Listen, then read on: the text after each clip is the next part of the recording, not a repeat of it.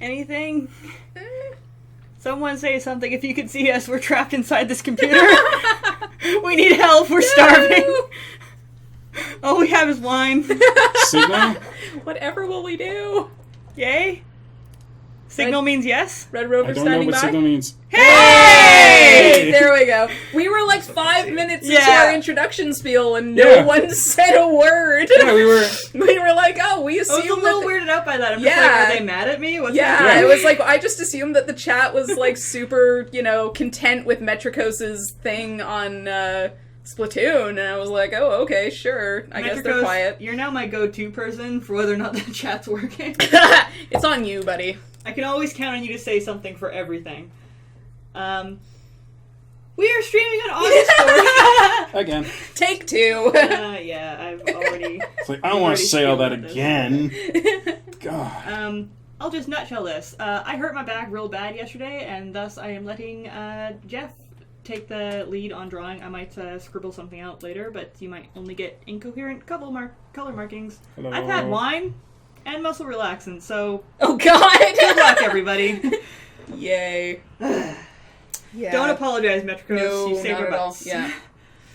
Because otherwise we just would have sat here. Because it seemed to be working on our end, and everybody was just super quiet, so... This computer's a fucking liar, is what happened. It's awful. Yeah. How is your back? My back is better. It Good. still hurts to turn my head all the way that way, and it still hurts to hold my arm up like this, which is how I draw. Yeah. But I managed to get through, like I said before, and you guys weren't here, so... I managed to get through a whole whopping 1 panel, so tomorrow you guys are getting a what they say, what they mean. I'm sorry, but it's all I could do. But it's real funny, and it has to do with Star Trek, so... Yay! So... Star Trek! Yay! That's why I'm drawing Ash as a Klingon right now. Yes! Red.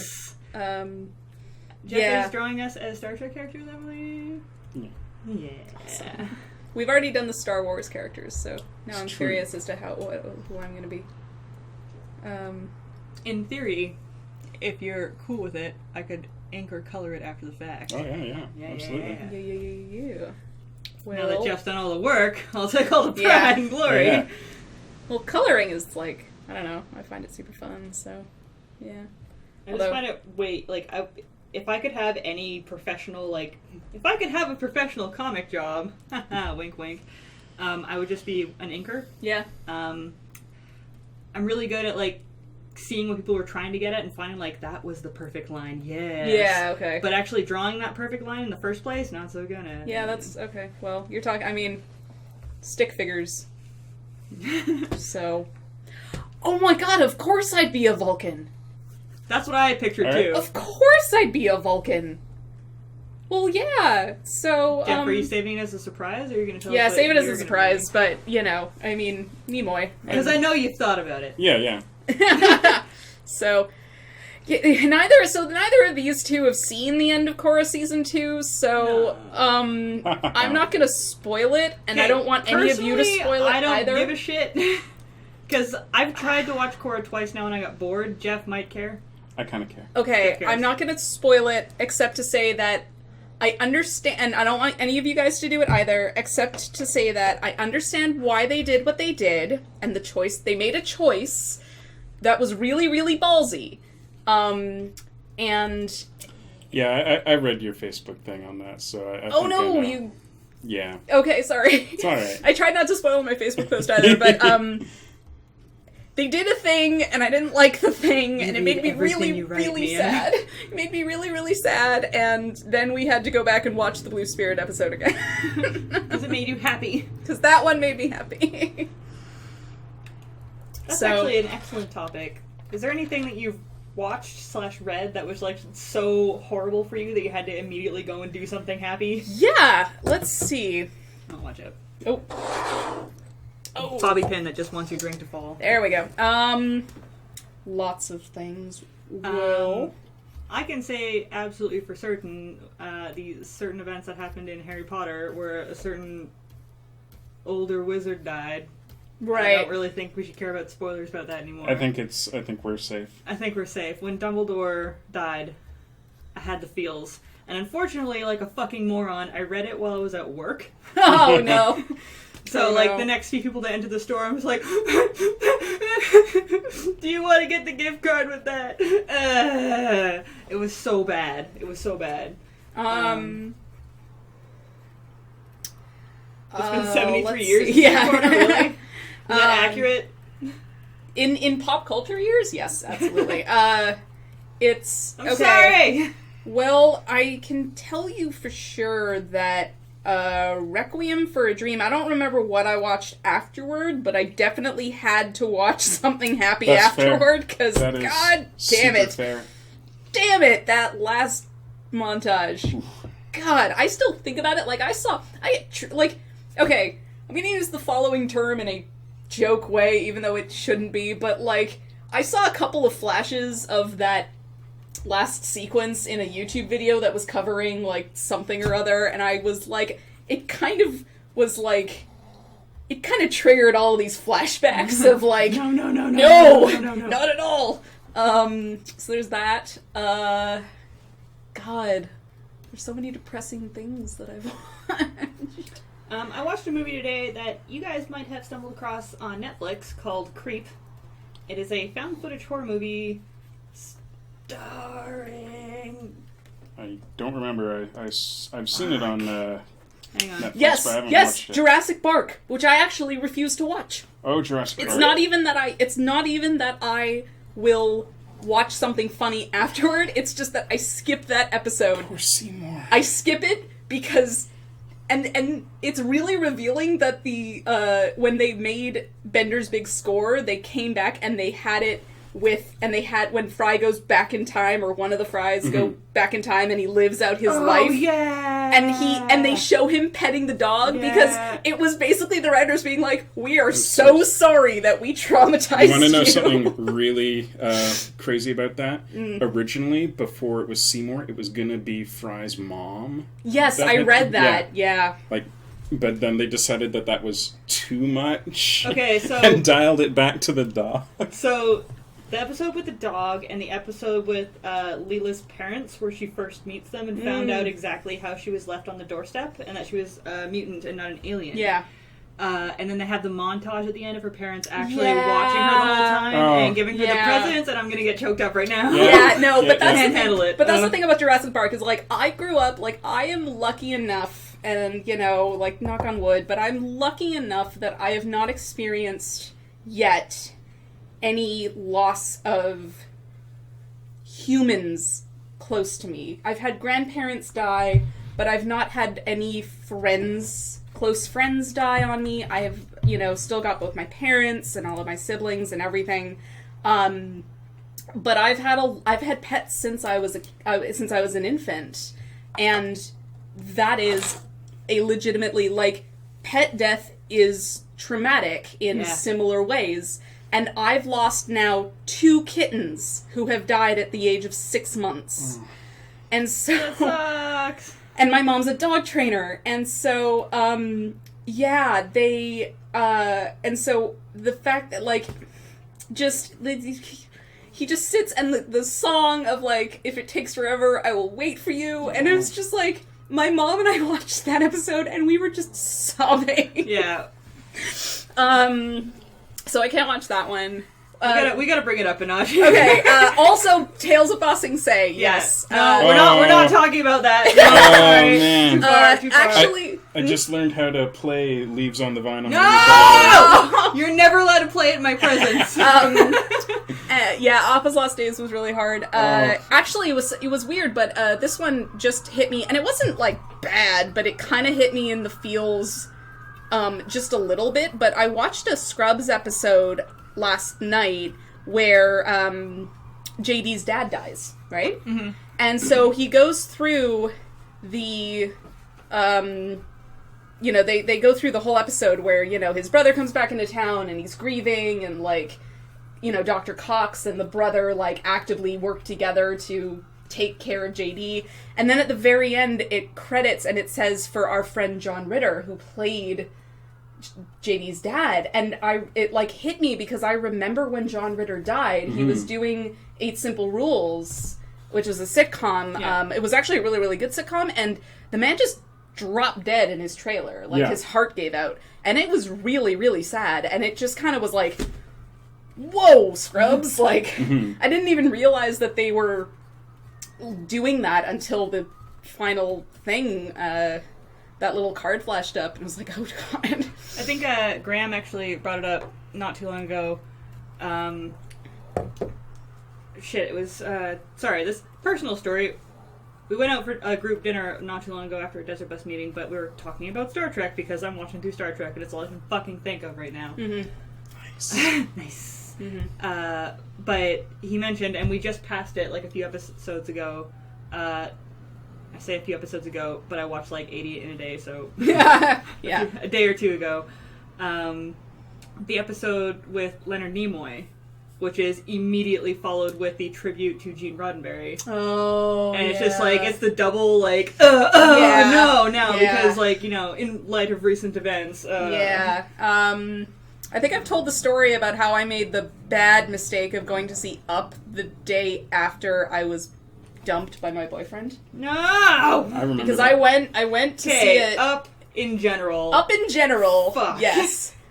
But, and I think we discussed Toy Story 3 we discussed. last stream. I think we discussed Up, too. Yeah, One or two but streams ago, but... But I went to see it because I'd seen the previews and I was like, oh, the talking dog, it'll be amazing. And then those first 10 minutes happened and it was bad. 10 minutes into it, was real bad. like, It was real bad. worse than the feels at the end, honestly. Like, Yeah. that movie was like the sucker punch right Yeah. at the beginning. So... But as far as horror goes, Yes, let's sorry. get off the sad train. Okay. I just looked it up. I just saw the movie Creep with Mark Duplass. I don't know how you Sure. pronounce that. Sounds like a name. There's only 2 actors in the entire movie. It's a found footage movie, and I Ooh. was actually really surprised that the one that the camera's on. Usually they use unknowns or Yeah. relatively unknowns for found footage movies, because it feels more like a found Yeah. footage because you don't know the people. Metric House! Sorry. Continue. And it's a very... Well, it's decent. Like, I started watching it a few days ago, actually, and, like, immediately it creeped me out, and I'm just like, well, that seems accurate, because the movie's called Creep. Sure. But there's, like, a scene right at the beginning. Like, the premise of the movie is that this guy hires someone to be a videographer for him for the day, and he gives him a story of, like, I want to leave a video for my unborn child because I have cancer and I'm not going to live until it's born, right? So he wants to, like, videotape things that you would do with a small child as, like, a way. But, like, one of the first things he does is get into a tub and pretend to have, like, be bathing his infant son in the tub, and there's nothing there, and it's super creepy, and I'm just like, this is weird. Sure. I'm gonna finish this another day. I finished it today, and the movie turns into a stalker movie, Right. which is odd for found footage, because usually it takes place in, like, a very shoebox period of confined, time. yeah. So, like, the day of filming happens, and then afterwards it's just like, so I got home, and then blah, and then it continues, and he keeps documenting what happens after the fact, and it turns into a stalker movie. And, like, I won't give away the ending, because I do suggest you watch it. It's actually really, really good in its simplicity, because there's no fucking story about, like, witches or, like, rituals that you need to get rid of this. There's no, like, superpowers. It's the horror of humanity. It's the horror of, like, this could fucking happen. Yeah. Like, this is really fucking scary. Yeah. And Duplass does a really, really, really good job in it, and I have far more respect for him as an actor, considering the last thing I saw him in was, Tammy, which was a recent film that came out with Melissa McCarthy and tanked. Right. Yeah. But I recommend it. But the ending of that movie, because, like, the guy's fucking crazy. And I don't use that word lightly. Like, this guy, there's many things wrong with him in the head. And he's really good at getting that across on camera. Like, you're just even experiencing the tip of the iceberg of what's wrong with this guy. But the ending is so, like, there's not even any sound to it. Like, it's a long distance shot of the thing that happens at the end. And because this guy is so unpredictable, you have no idea what's going to happen, even though it's very clear what's going to happen. You're just like, who's gonna... Right. Like, Yeah. I can't handle it. And then, you know, something happens, the movie ends, and I'm just like, I need to watch something funny immediately. Like, Yeah. I don't know why that fucked me up so bad. It was Yeah. so simple, but, Yeah. like, that's what I give it props for, because it's very rare that you get a simple movie these days where it's just Yeah. like a ghost story or Yeah. a stalker story. It's Yeah, always yeah. there's always some complication. Yeah. Let's see. House of Leaves kind of messed me up I've not seen for a that. bit. It's a book. Okay. And it is a, The thing's on the thing. Oh, You have to use the mouse for that. I know, Oh, right? computer. Computers. So House of Leaves, for those of you who don't know, is a, computer. is an experimental novel from the 2000s, and but when I say this now, because of Doctor Who, everyone's like, ooh, but it is a labyrinth about a book. That's a very, very good way of putting it, Acer Blade. Oh. There's a big Fury asks, If Savick is Savick is dad- half Vulcan and half Romulan. Oh. That was supposed to come up explicitly in Wrath of Khan, but those scenes got cut. I believe it's still in the novelization. So I thought that they were like genetically like the same race, though. Essentially, Or they although like kind of they've been, evolved into different directions? exactly. They've been apart long enough, and Yeah. lived on different planets long enough that there have been, some genetic differences, but nothing It's the same way that you can make a Zorse. Yeah. It's like they're not genetically incompatible, but Yeah. Okay, but that's Spock's dad, right? who? Oh, no, it's Savick? Soren. No, that's Sarek. Sarek. Is Spock's Savick's, dad. Yes. Savick is the Vulcan woman from Wrath of Khan, the one. Oh, okay, yeah. I know things. You know things and stuff. I was debating on whether a Vulcan would wear glasses, but then I was thinking no, because in Wrath of Khan, Kirk is given a pair of antique glasses, and it's kind of Right, revealed that yes. people don't wear glasses I anymore. actually remember that. I've never seen a single TOS thing. Like none of the TV and the We'll show get there. and none of the Actually, movies. We'll get, Brad We should Mind's- watch the movies sometime. It'll Yeah. be fun. Brad Mind's plan is to watch a original series after Next Gen. Mhm. But I do remember reading about that little tidbit, so. Yeah. House of Leaves is an experimental novel that is a couple of layers deep, but the main sort of plot is a family discovers that their house, it starts out that it's 1 inch larger on the inside than it is on the outside, and then they discover that there is a labyrinth inside that is possibly of infinite size, and the way it's written is very, very labyrinthine. Like, at one point, like, the text goes backwards at one point, you have to turn the book upside down and everything, and like, Oh, that sounds exhausting. I way too owned much this work. book. I bought this book when I was in the 9th grade because a friend of mine named, one of my very, very, very best friends from way back, named Leah, who is like smarter than I am in so many ways. She had read it and she was like, oh, it's really, really That reminds me good. of something. I'll be right back. She was 13, like we were 13 years old, which was insane to me because I didn't read it until I was 18. Like, I read the book, I bought the book, and I got to the point where one of the like 4 narrators has an extended rant on a stripper that he's obsessed with, who has a tattoo of Thumper, the rabbit, on her inner thigh, and I got to that point and I was like, I don't think I like this book, and I put it on my bookshelf, and there it stayed for 5 years until I took it with me to camp and finally got around to reading it, and then I realized I couldn't stop reading it. And it just, like, yeah, it's really intense. Once you get into it, it's super good, and it's super weird and intense. It's like a fever dream. So, speaking of that kind of shit. Yeah. I don't know if any of you guys have read this. It's the Batman Court of the Owls. I've never even heard of it. Who wrote it? That's an excellent question. Either Snyder, Capullo, or Glapian. Okay. I don't know. But at one point, so it's a really good miniseries. Sorry, I don't really keep up with DC artists or writers, so I don't know which is which. Yeah. But it's a really, really good miniseries. But at one point, they drug Batman, and I'm gonna let you guys see this. But you can't read it. But they drug Batman, he starts hallucinating, and then you have to turn the book. And all the the art gets weirder, and then you have to turn it upside down again. Yeah. And he just starts, like, seeing himself as this, like, crazy monster. Yeah. Yeah, It's exactly. really excellent. That kind of a thing. Like, there's one part of House of Leaves that's nothing but pages and pages and pages of X's.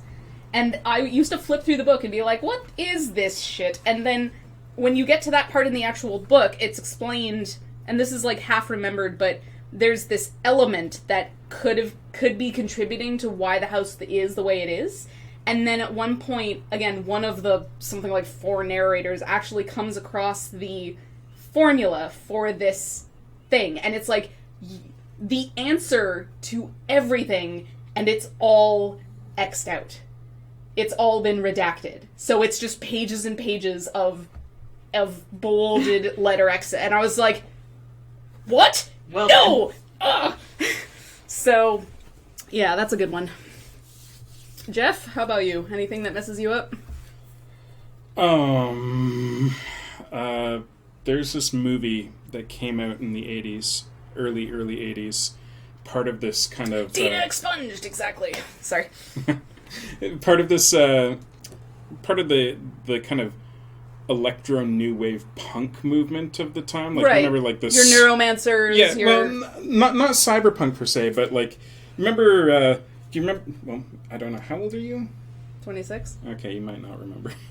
I'm 29, if that Okay, counts for you anything. might remember, but we're getting borderline. Like, if you used to see them in salons a lot, they'd be, like, these really stark portraits of people, and it'd just be, like, all, like, skin stark white and, like, black and white. Oh, very... yeah. Oh, yeah. Yeah. It was that kind of aesthetic. The movie was called Liquid Sky, which is a euphemism for heroin, I believe. Okay.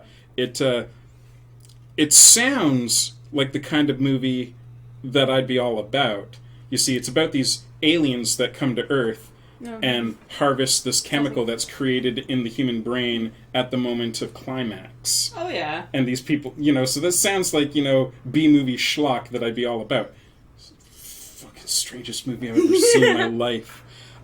It follows this androgynous model who is incapable of reaching climax herself, but the aliens are following her around. It's this little the aliens, like, the spaceship is, like, yay big. It just keeps sitting on whatever building she's in, and anyone she has sex with, they die. Like, and it's, like, freaking her out. And for some reason, there's also a German scientist wandering around the there's city, always a German scientist trying to catch these aliens. And yeah, Like they do. Yeah, like they do. And it's got this really stark synth,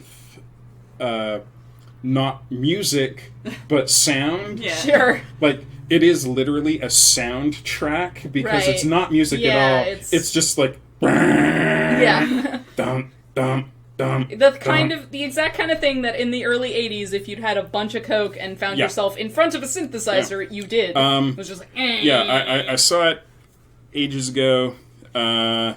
It's just the most messed up, like, weirdest, inexplicable movie I've ever seen. So speaking of really weird shit, Yes. not necessarily stuff that damaged me, but weird shit where at the end of it I'm just like, what the fuck did I just watch? Yes. I don't know if any of you have ever seen this, like, really weird Korean animated movie called Aichi and Spizak, I believe. No. I don't even know if that's how it's pronounced, if it was just bad translation. Let me take you on this journey, and I'm sorry. I'm so sorry. Come along with me on this journey. Okay. It's I'm about down. I want to say not like post-apocalyptic, but like, in a very dreary-ass futuristic world where the world is powered off of human feces. Gross. Okay. And so they develop these little frozen blue pop things that are like, they kind of look like candy, and they're extremely addictive, and they're kind of a laxative as well. And so there's public bathrooms, like everybody's bathroom funnels into like the town's, power grid. Okay. But there's public bathrooms everywhere, and every time you take a shit, it rewards you with one of these things. And there is an entire race of like little blue creatures that are like the result of the mutation from people who have gotten addicted to these blue pops. And they turn into these crazy little blue creatures that are like, they will kill people to get these blue pops, but they themselves are not capable of shitting, so they can't get them without killing people, or like, it's really fucking weird.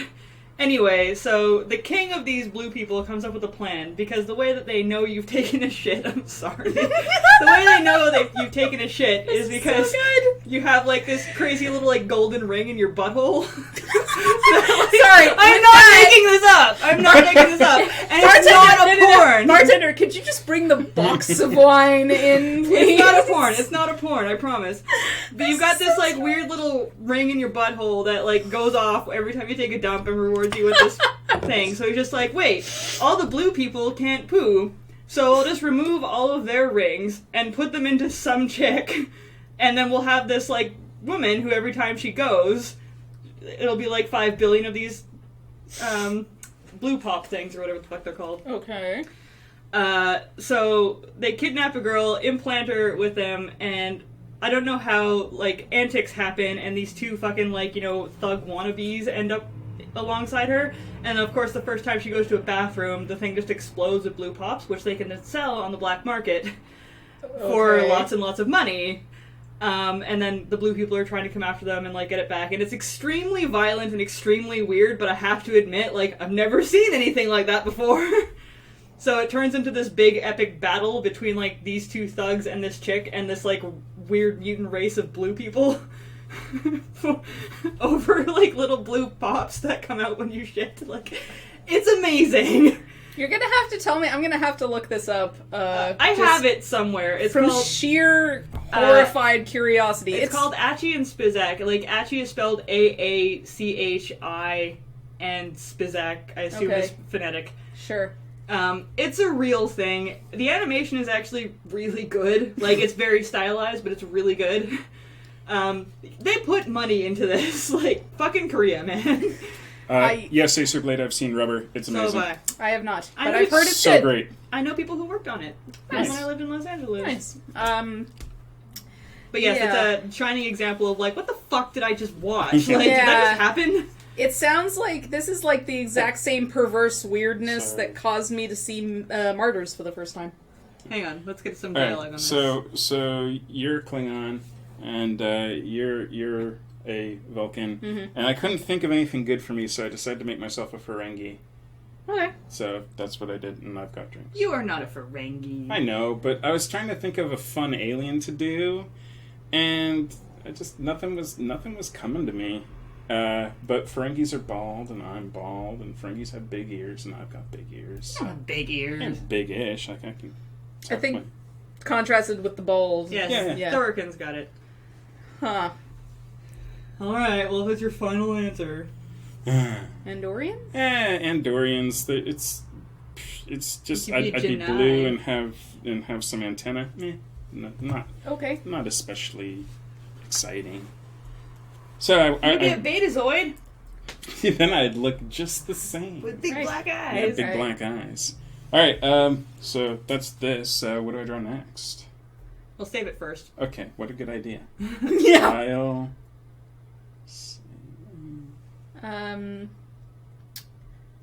Well, Okay. I'm excited because I may end up being able to be put in a position where I can talk about this movie at length. Is that all right for a name? Or? Yeah. Okay. Cool. But Do as you will, sir. the movie Sunshine, which I adore and I love every time I watch it. I could draw some Steven Universe stuff. Every time I watch it, I find myself a little messed up and have Is this to. Martyrs? No, Sunshine. Oh, I've never heard of it. It's a science fiction. It's one of my favorite movies. It's a science fiction film about a group of people who are going. They're on a spaceship trying to restart the sun. The sun is dying, so they've got a huge bomb on their spaceship, and they're going to go. It's like all of the Earth's. They needed the Enterprise. I also just watched an episode about that. So they have all of the Earth's nuclear materials to make this like literally city-sized bomb, that they're gonna fire into the heart of the sun in hopes of restarting it, and people are really, really divided about the third act of it. It's a gorgeous film, and I love it, and Cam loves it.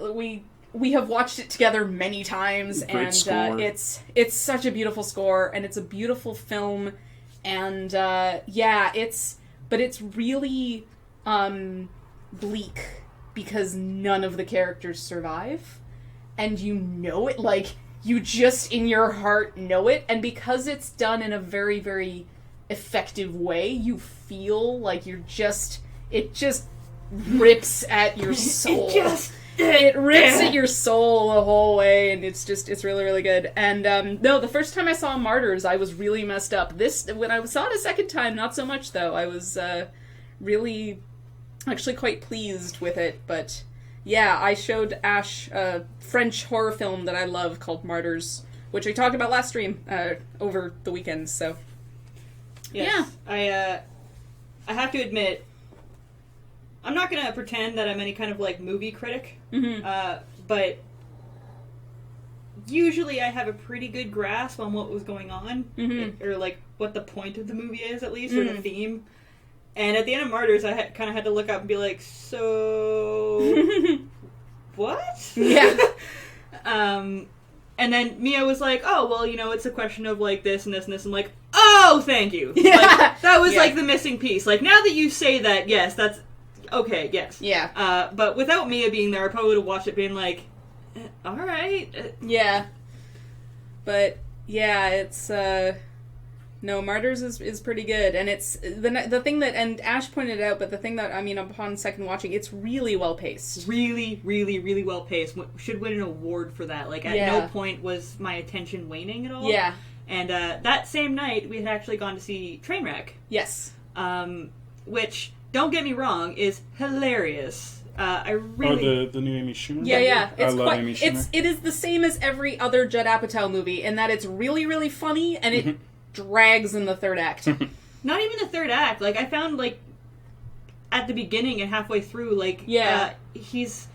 in a weird way, I almost feel like it was on purpose. He abandoned traditional movie laws of, there has to be a big fucking event, or, there has to be this big, drawn-out fucking scene. And in a movie like Trainwreck, I kind of expected it. Yeah. But it really didn't have that. It was just a lot of really dry humor, very much led in full force by Amy Schumer, and very much gender roles reversed. Yes. Amy Schumer was the one calling the shots and being a dickbag. She was the screw-up, But, screw up in a fun way. I was really expecting from a movie named Trainwreck for her to be an actual train wreck. Yeah. I thought that the point of the movie was that she was driving her life into the ground with her habits, and she really wasn't that much. No, and that's the thing, is that it never, this is a movie about, and it's so refreshing, this is a movie about a female character who has a lot of sex, does a lot of drugs, drinks a lot of alcohol.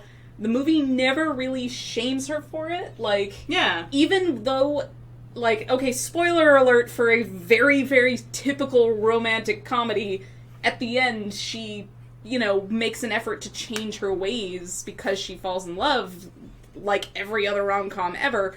It's never because it's said you're bad for doing any of these things, it's you have to grow up. Yeah, and she just loses interest in it and finds interest somewhere else. Yeah. But that being said...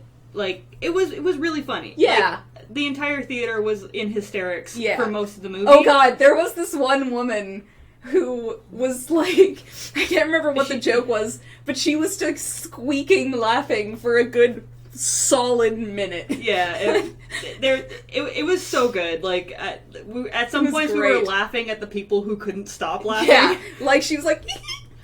Yeah, it was really good. So, I do recommend seeing it, but, it's over 2 hours long for something that I really felt could have been cut down to, an hour and 40. Yeah.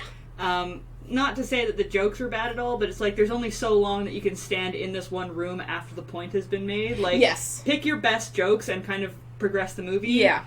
And to that point, I found myself after the first 5 jokes kind of being what's gonna happen now? Can I just zone out until it's a different scene? Yeah. I don't know. Yeah. And that's a bad sign in a movie. Yes. You were going to talk about guilty pleasures, and Oh, that that's actually good. ties into a what the fuck did I just watch movie. Oh, okay. That movie, Oh, that movie. which you can talk about. I Which, will go get the box. the of one wine. that I was talking about earlier? Yes. You just rewatched it? Or No. just watched it? The Southland Tales. Yeah. I haven't just Oh, okay. I don't think I'm ever going to watch that movie again, Oh, honestly. okay. I haven't Well- watched that movie in like. Maybe Let's talk about 5 guilty years. pleasures, shall we? Let's talk about guilty pleasures. But let's, I'll be right back. let's go and get Oh. the wine. Clicker Heroes. Acerblade, I've never heard of Clicker Heroes. So, let's, Yeah, I don't know. I, That's one I haven't. Oh, hello, box of wine. hello, box of wine. Be careful, it's really full. Be careful, it's a box of wine. That's It just the idea. waterfalls out. Yep, sure does. Because we're super classy, you guys. Do we remember Cookie Clicker? No. I remember Cookie Cookie Clicker. Crook. Yeah. Wanted to steal that cereal really bad. Yeah. So, yeah, actually, this is kind of partially inspired by an online series I watch. This guy who does a sub-series called One Hit Wonderland, where Todd in the Shadows. yeah, Todd in the Shadows. So he covers one-hit wonders and goes into What have you the done? history. I started drawing on the background layer. Oh, I hate it when I draw on the background layer.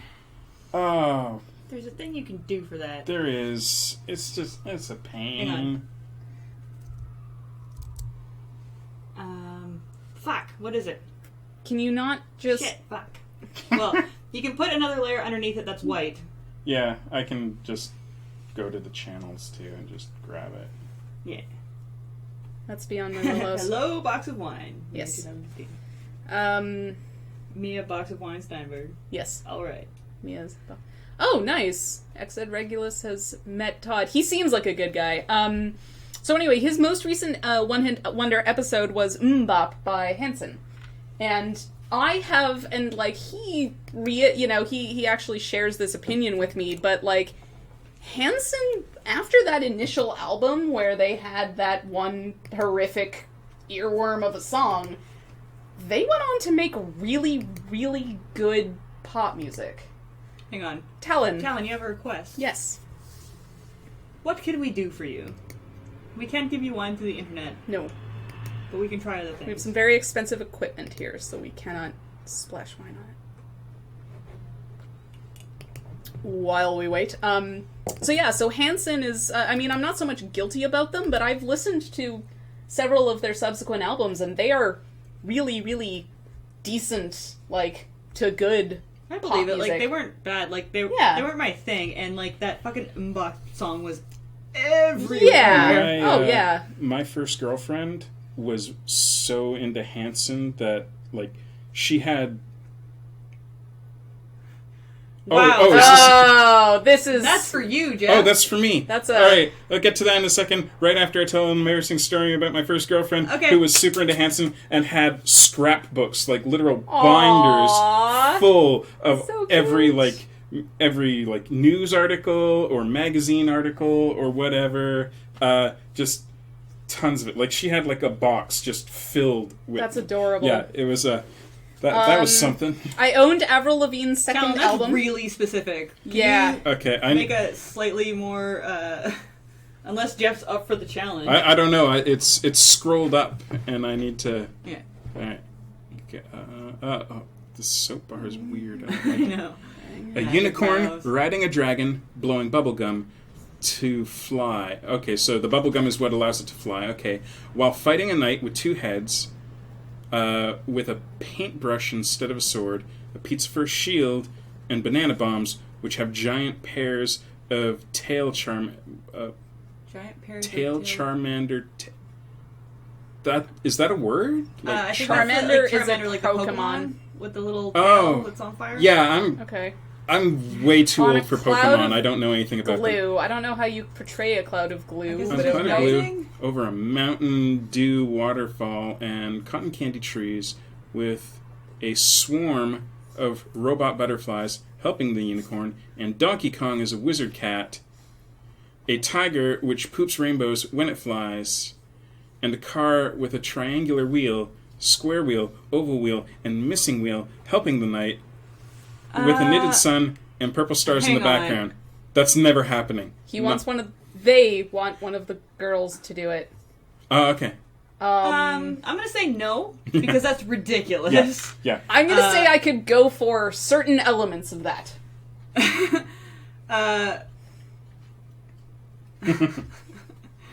I don't even know what to say to that. That is so specific and would take so much time, and that's ridiculous. I like your moxie. Yes. But if you have any requests that's like a unicorn or something like that, that's probably doable. Okay. Anyway, I have no idea what we were talking about before. That's a good way to derail. Guilty pleasures. Avril Lavigne. I had her second album, and I still maintain it's pretty good. I never had anything against Avril Lavigne, but I knew a lot of people in high school. Like, I would go as far as to admit she would be a guilty pleasure of mine in that the fact I never hated her in the same way that I've never hated Miley Cyrus's music. Sure. But everybody else seems to fucking hate them. Yeah, so exactly. I'm not going to be like, I like them. Yeah. I think that's kind of partially the definition of a guilty pleasure. Oh, the three of us as Muppets, Jeff. Oh, I can do that. Yeah. I can- Hide that layer and get started on that. I can make some Muppet Me's, that's fine.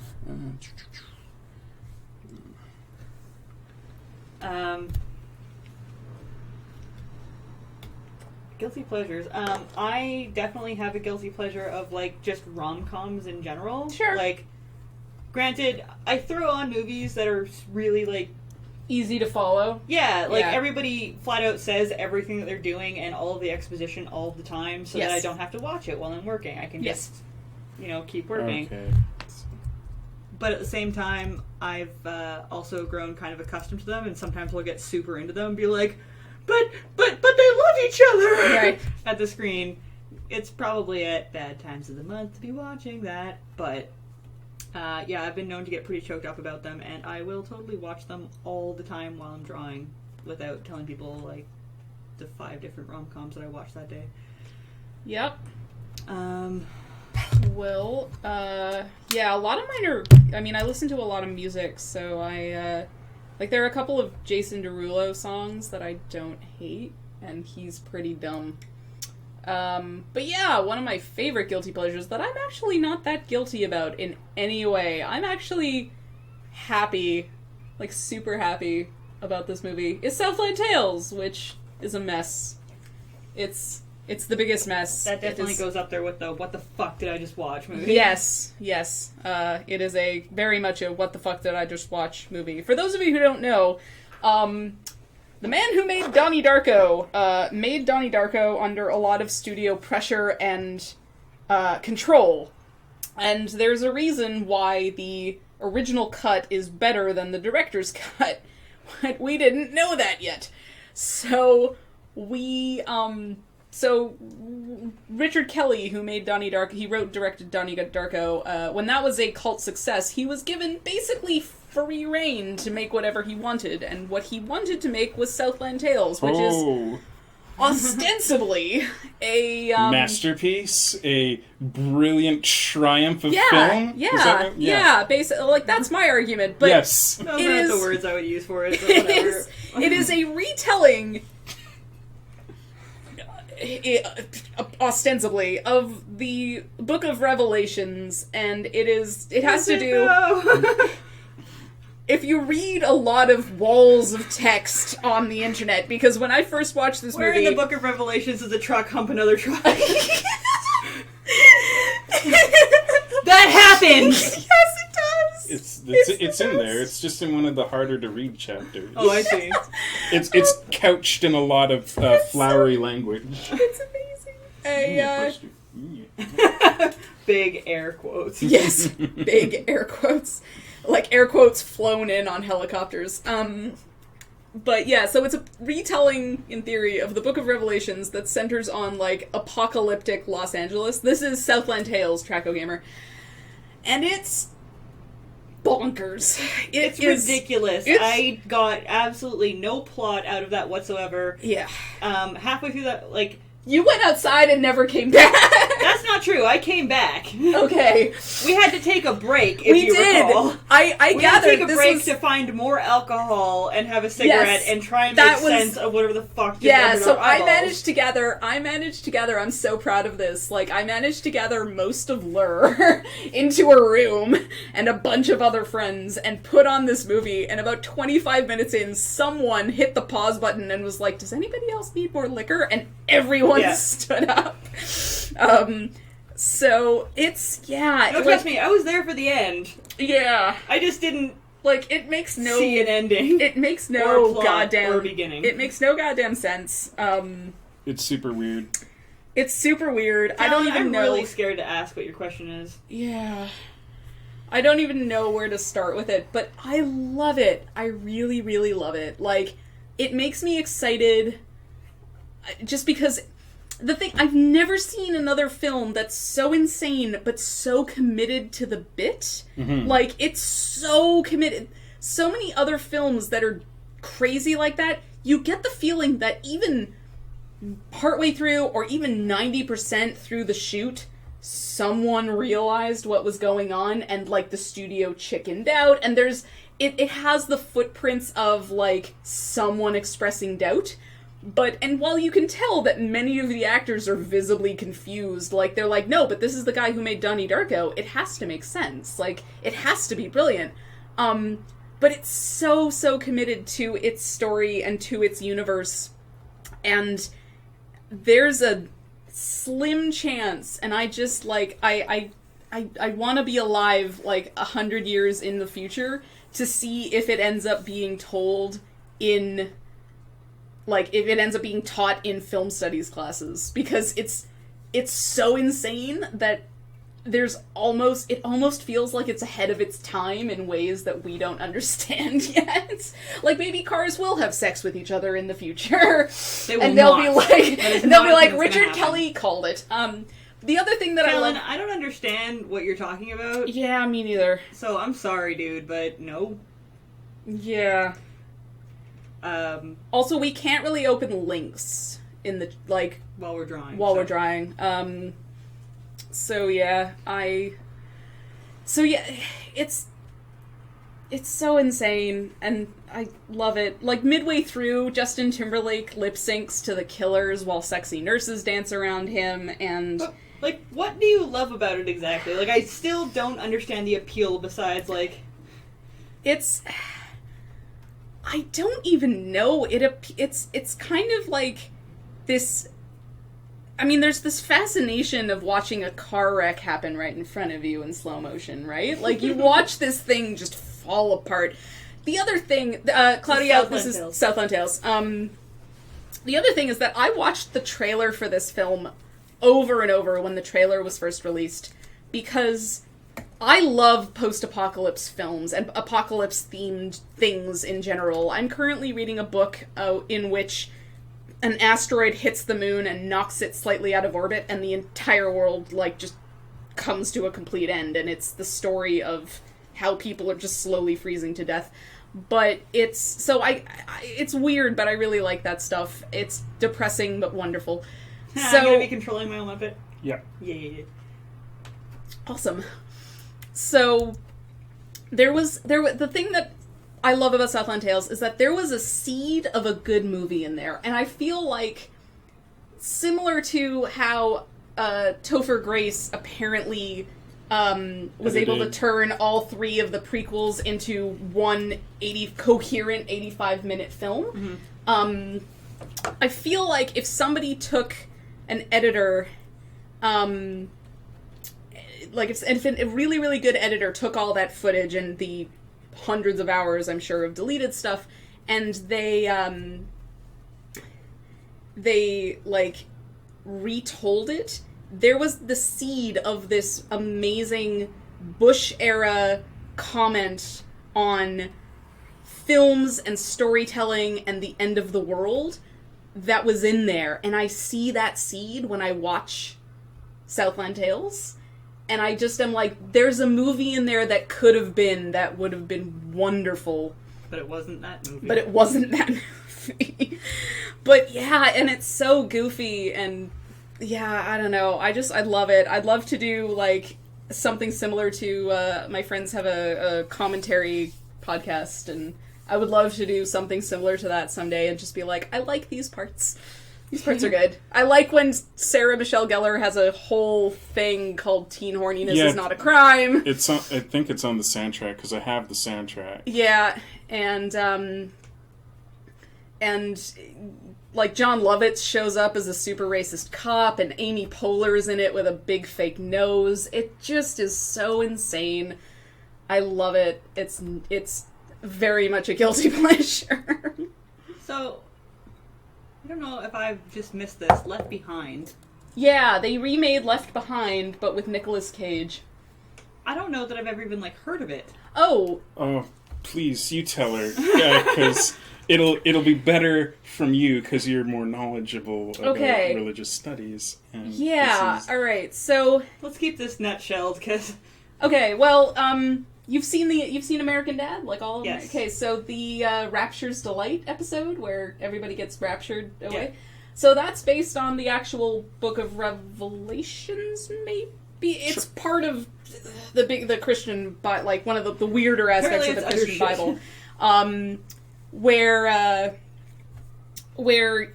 when the apocalypse happens, all true Christians will be zapped out of their clothes to heaven, and everybody else will have to witness the Antichrist battling Jesus, the second coming of Jesus, for like it's gonna be 7 years. A killer fight, man. Yeah, pay-per-view all the way. Ding ding, and Talon, I'm giving you this one warning. Yeah. Like, your questions are ridiculous. Please stop. Yeah, okay, the rapture's not in the Bible. It's in something. But, so, yeah, so Kirk Cameron was a child star on Growing Pains, was the TV show? Yeah. And he became a very, very, very born-again Christian. Yeah, he was super... Like, super hardcore. He's the guy who tries to disprove evolution because bananas fit our hands. Yeah, that guy. Right, and I saw a Family Guy episode where Kirk Cameron, it's something believed by Christian fundamentalists. So Kirk Cameron made a version, like, there are these pulpy books called Left Behind, which is about the rapture happening, and Kirk Cameron was in, like, this series of films that they made called Left Behind, where people get raptured, and it's this whole thing, and it's all very dorky and ridiculous, and so they recently remade it with Nicolas Cage, and apparently with, like, only maybe a half to 2/3 of the Christian fundamentalism. Like, they kind of wussed out on that part, but they put in Nicolas Cage. So, I haven't seen the remake. Oh, good. But apparently it's Cage-tastic. So, yeah. So I rewatched The Rock yesterday. Yay! Speaking of Nicolas Cage. I never saw The Rock. Love The Rock. I really loved it when I was a teenager. Which one? So what's it? Because, like, I mean, I know The Rock, like, is in Dwayne... Okay. You know, I'm a pimp and pimps don't commit suicide. Johnson. The only good line out of that movie, by the way. And it's a coda.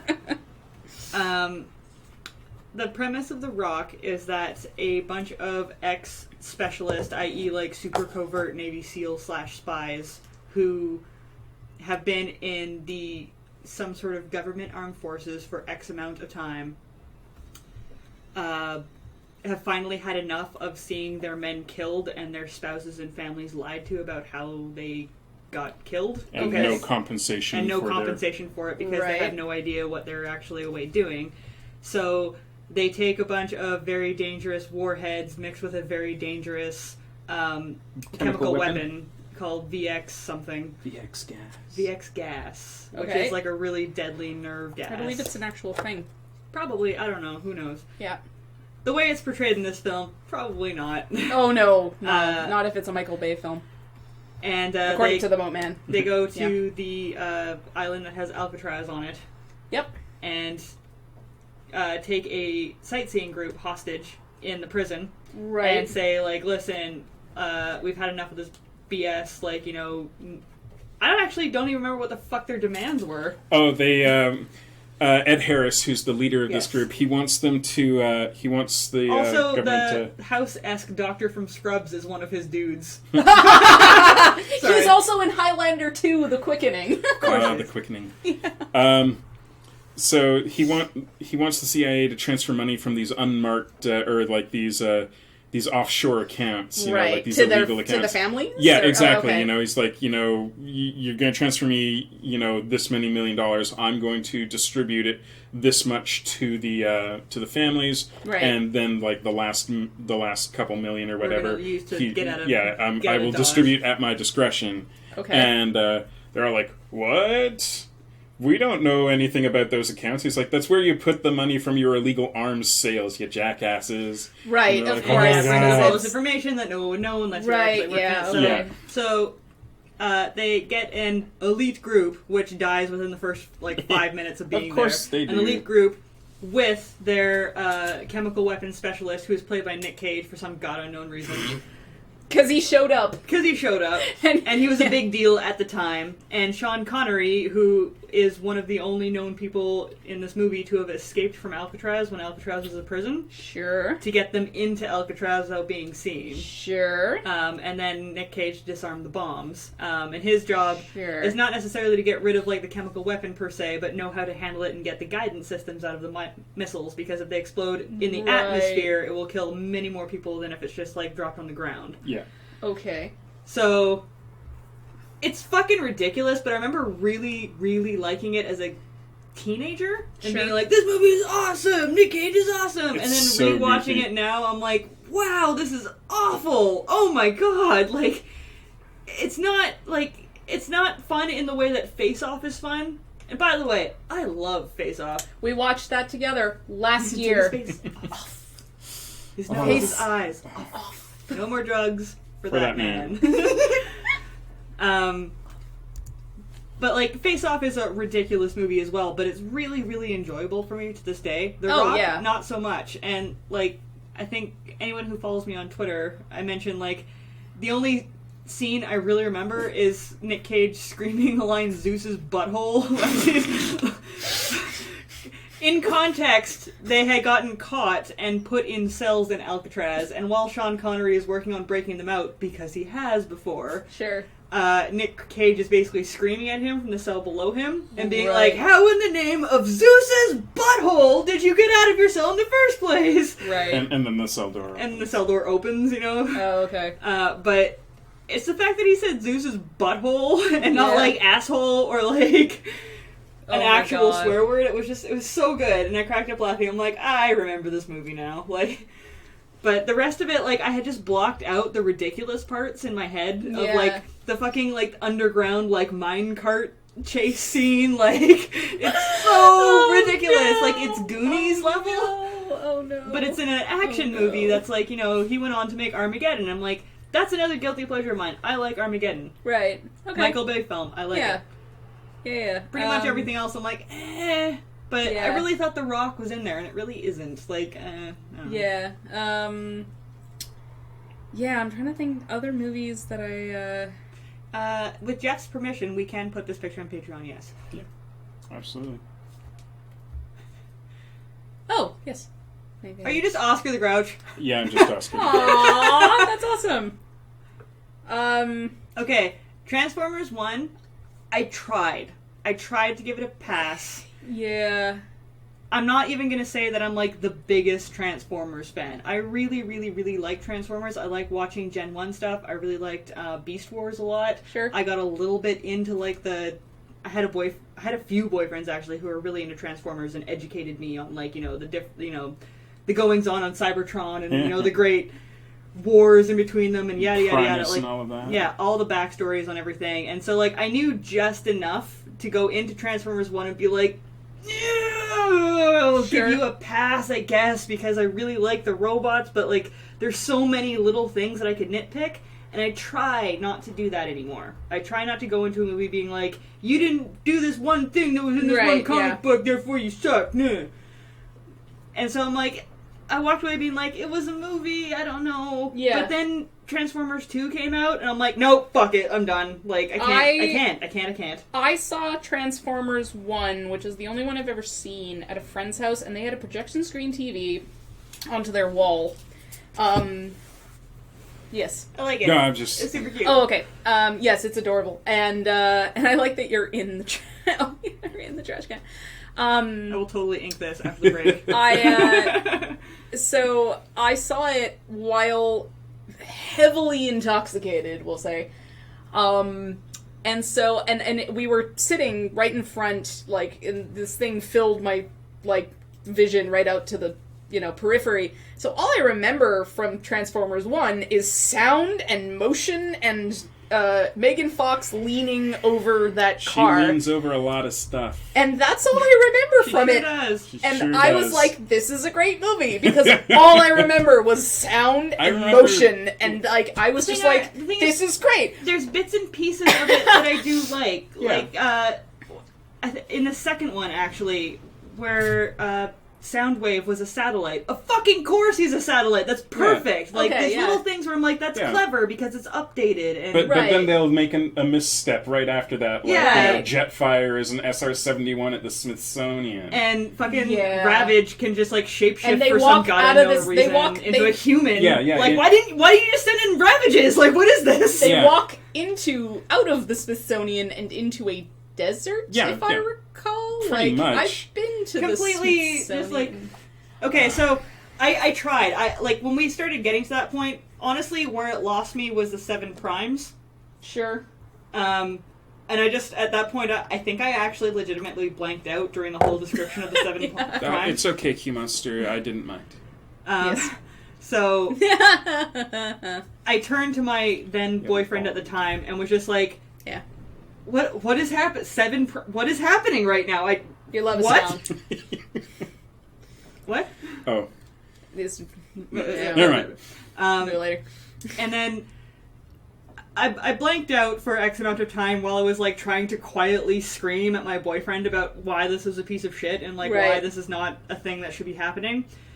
But then they fell into the construction scene with the Constructicons. Wine. Constructicons. And I grabbed his head. I'm like, oh my god, they're all there. Like, they're even the right colors. Like, Hooray! this is amazing. And then- Devastator, who is one of my favorite Transformers, I'm just like, this is going to be awesome. Devastator's going to be great. And then he transformed, and I'm like, no! And he turned into this weird, like, half-ape suck beast, literally. He sucks things in. And he had testicles. And he had testicles made of wrecking balls. He's the one Two- who had two wrecking testicles balls. made of Two wrecking wrecking balls. balls. I know that. I've seen. And he got taken out by one shot from a man-made cannon. Which angered me. Like, if the movie hadn't been 5 minutes longer, I would have laughed at that point.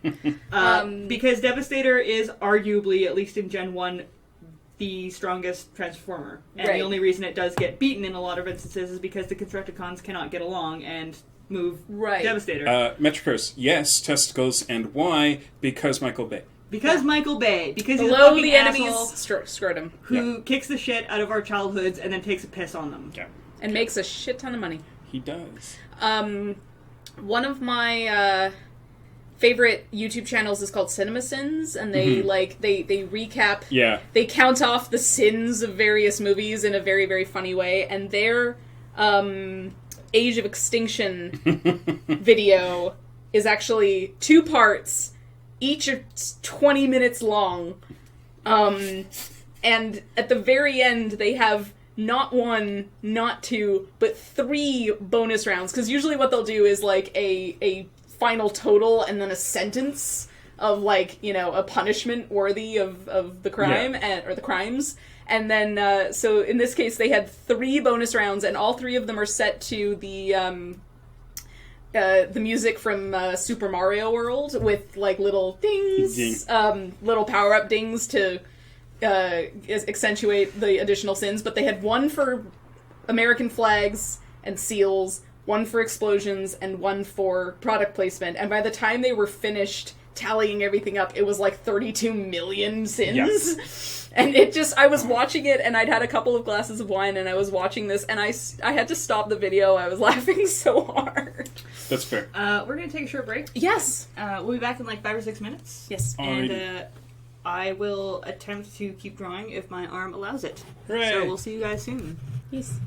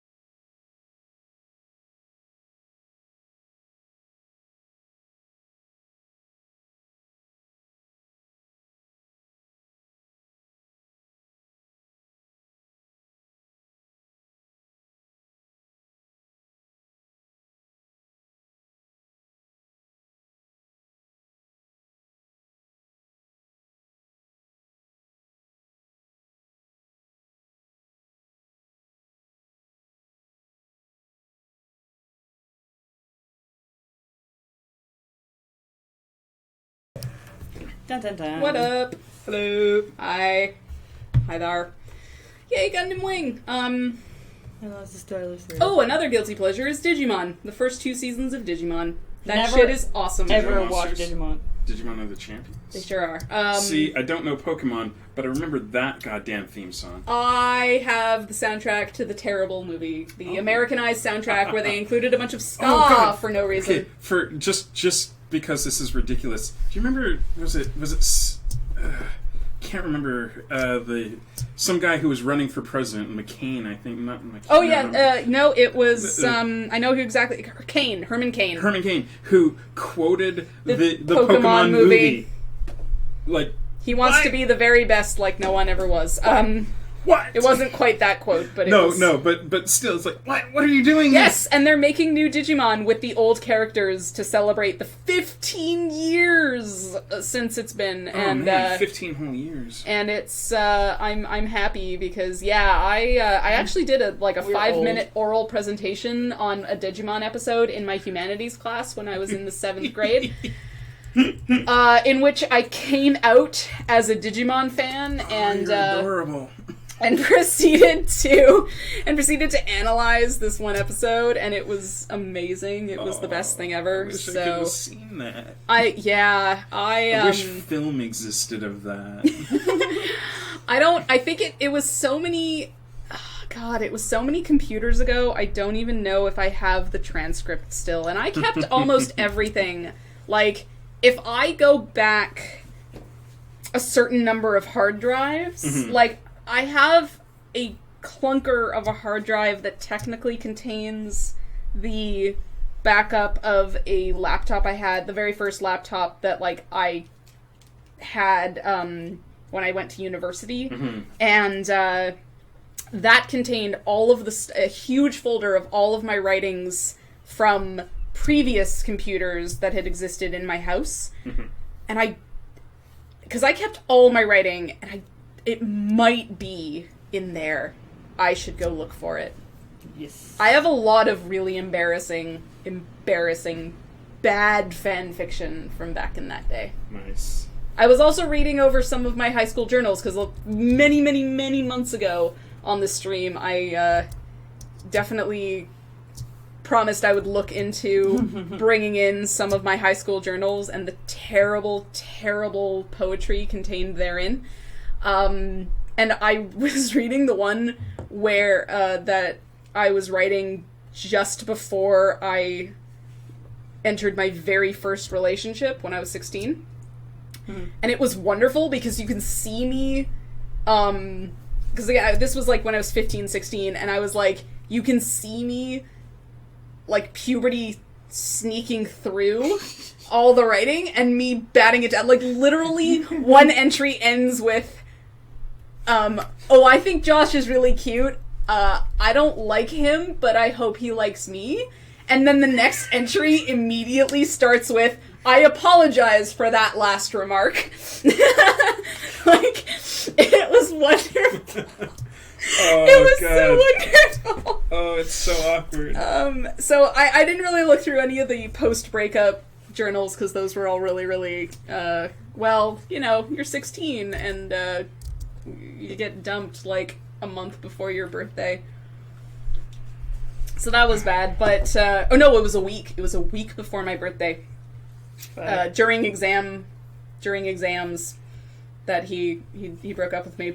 But, so yeah, there was a lot of bad poetry after that, but a lot of the pre-relationship stuff was really funny. See, I flat out stopped keeping any kind of journal after my awful experience at the border that one time. Right. For those of you who don't know, I spent a very ridiculous. I'll nutshell this. I spent a non-consecutive 9 months living in Los Angeles, and I studied the immigration rules on this very, very carefully to make sure I could do it. And the rules are, as a Canadian, we are allowed to spend 6 months minus 1 day per calendar year or per visit, whichever comes first, in America without being there on a work visa or any, like, as a visitor, basically. So my plan was to go down for 5.5 months, come back for to charge them. a month and a half and pass the calendar year, and then go back down for another 5 months. And when I was going back down for the second leg, I got held up in the secondary security, and it was not a good time. They kept me there for hours and made me miss my flight. And as I was told later, did every trick in the book to try to get me to say something that could legally just be like, go home, you're not allowed in the country anymore. Did you ever find out why? Because they didn't like my face. That's pretty much it. Like, I went and talked to an immigration lawyer afterwards, and you're just like, it sounded like they didn't like you very much, but that's it. Like, they couldn't do anything to me because I wasn't doing anything wrong. Yeah. Anyway, while that was happening, and they were questioning me and grilling me on stupid shit, I saw them, they took my bags off the plane and went through them. Yeah. And they took my journal, which is not a journal in like the, today I did blah. Yeah, it's private thoughts and feelings. Yeah, and sketches. Yeah, and extremely personal thoughts about people in my life and like just how I was feeling at the time, and I was mortified. Because I'm like, that was not for anyone. Like, that's not okay. And I found out after the fact that they are allowed to open your personal documents, but only as far as to say, yep, this sure is a journal, and put it back. Right, they're not allowed to read it. They're allowed to discern what they are, or they're not allowed to read it. And they read it cover to cover while I was standing there watching them. And I'm like, what the fuck? Because of course they did, because they're not... If I've learned anything from, like, certain articles, they're not very well trained, and they tend to... Like, basically you need a high school diploma to get, that job.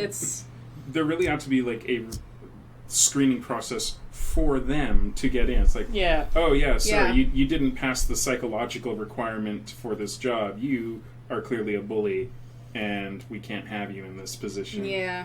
Well, there's a lot of... What killed me about that entire experience is that I told him my flight plan, and I had return tickets to come home for Easter, and I'm like, well, after that, I'm going to book another ticket, stay another month and a half, and then come home.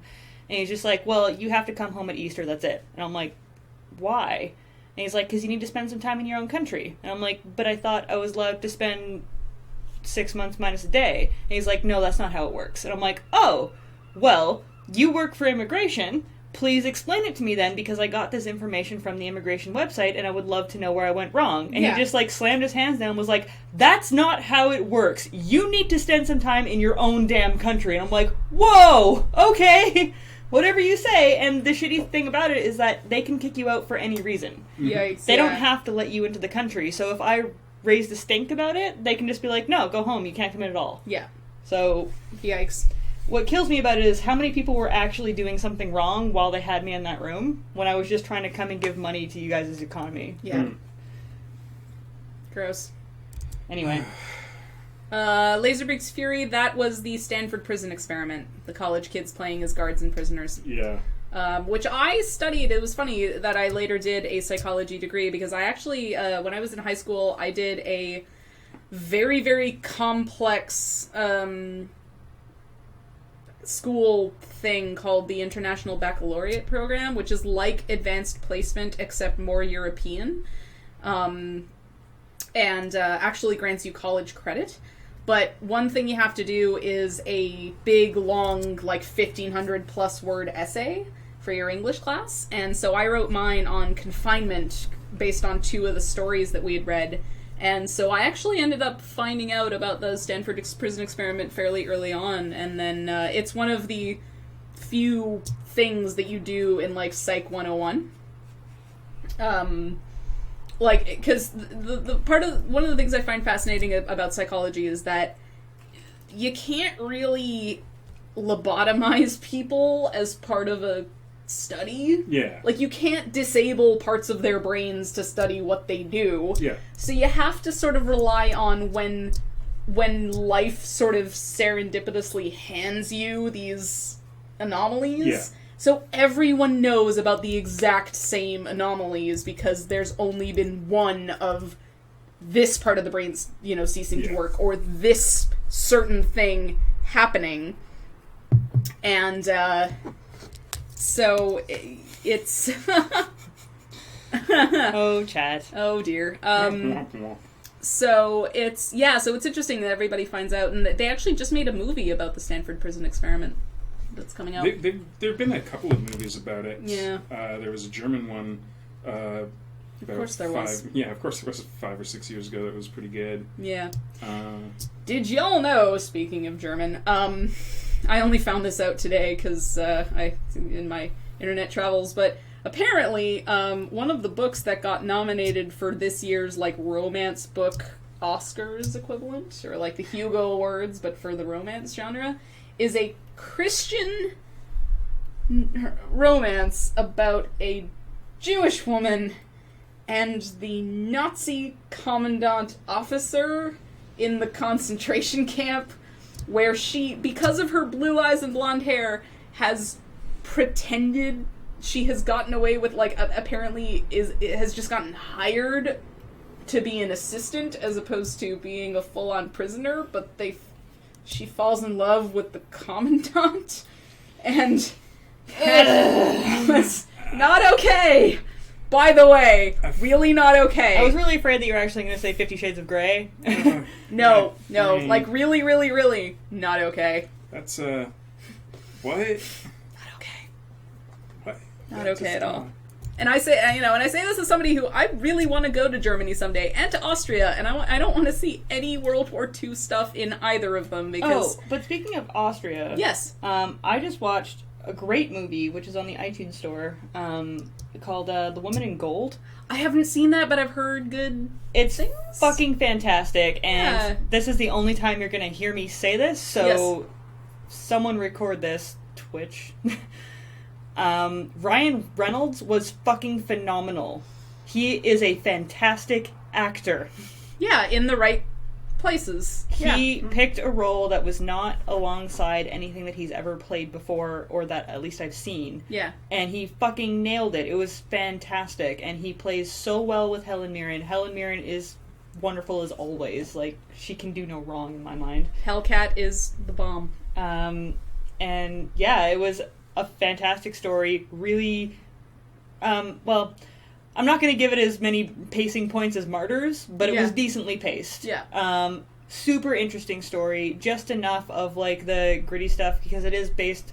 It's a story of a woman who's grew up in Austria, and her artwork from her home in Austria was stolen by the Nazis. Like the stuff that she made or the stuff that she owned? Owned technically, but like the portrait in question, which I believe is a real portrait. I didn't actually look it up, so don't quote me on that. Yeah. Which is apparently the Mona Lisa of Austria. It's called The Woman in Gold. Which was originally her aunt's name, but the Nazis changed it. Right. To just The Woman in Gold when they stole it. So they stole it from her, and then she escaped to America with her husband. And many, many, many years later, she sees on the news that they're actually revising the war crimes specifically for like stolen property. Yeah. Stuff in Austria. And so she hires a lawyer being like, hey, that, this fucking famous as shit, like, what would happen if someone said, like, the Mona Lisa was stolen and I would like it back, please, you know? That's what ensues, is that, like, they basically have to sue the country to get this piece of artwork back. Yeah. And they give you just enough of the story of what happened to her while she was escaping, and to make it, like, really invested in the story, but not make it like here's a bunch of horrible things that happened in the Holocaust, like... Yeah. Like I should, I think I've probably mentioned this on stream. We've been doing this since, God, I don't even remember, like March. But when I was 15, I actually went to, thank you, Metalupus, yes, that's the link. And that's not the link to the Amazon page for this horrible romance book. That's a link to a good scathing review about it. But yeah, when I was 15, I actually went to Poland and have been to the major concentration camps and other locations around there. And so that's heavy stuff, and I've experienced it, and when I go back to Europe, would like to see everything else that Germany and Austria in particular, has to offer, because they have awesome, like, every awesome scientist, basically, is from there. as is a whole shit ton of really amazing art and architecture and stuff. But yeah, it's two things actually that I consumed at roughly the same time. The Amazing Adventures of Cavalier and Clay and X-Men First Class, actually, of all things, were both really, really important stories to me because they had such a unique perspective on that narrative. Because when you are young and Jewish, you do a lot of Holocaust education because one thing that we took out of that, other than intense trauma, was this never, ever, ever again thing. So there's been an immense amount of effort put into education and recording. Steven Spielberg is actually heavily involved in... Oh, I thought you were looking at me, like, with disdain. No, So, sorry. like, God. God Shut damn it, up about Mia, like... Spielberg I already. forgot for a second how far my neck can turn right now. But Steven Spielberg is actually very, very heavily involved in the... in a project that is... And I've been to this museum in Israel where they are attempting to gather every single survivor's story in a central place so that it will they will never ever be forgotten. They will be recorded.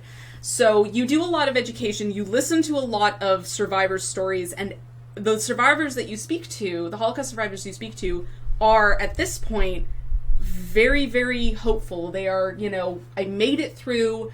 There's this, triumph of the human spirit kind of vibe to it, because they are now in their 70s, their 80s, their 90s, and they've had enough, the fact that they are willing to talk about it says that, they've had enough time to process and ability to process that they're able to speak on it to kids. Speaking of which, just to pause you right there, if you want to see something really interesting on exactly this, go to, I think it's still on Netflix, and look up the movie Hollywood and the Holocaust. Yeah.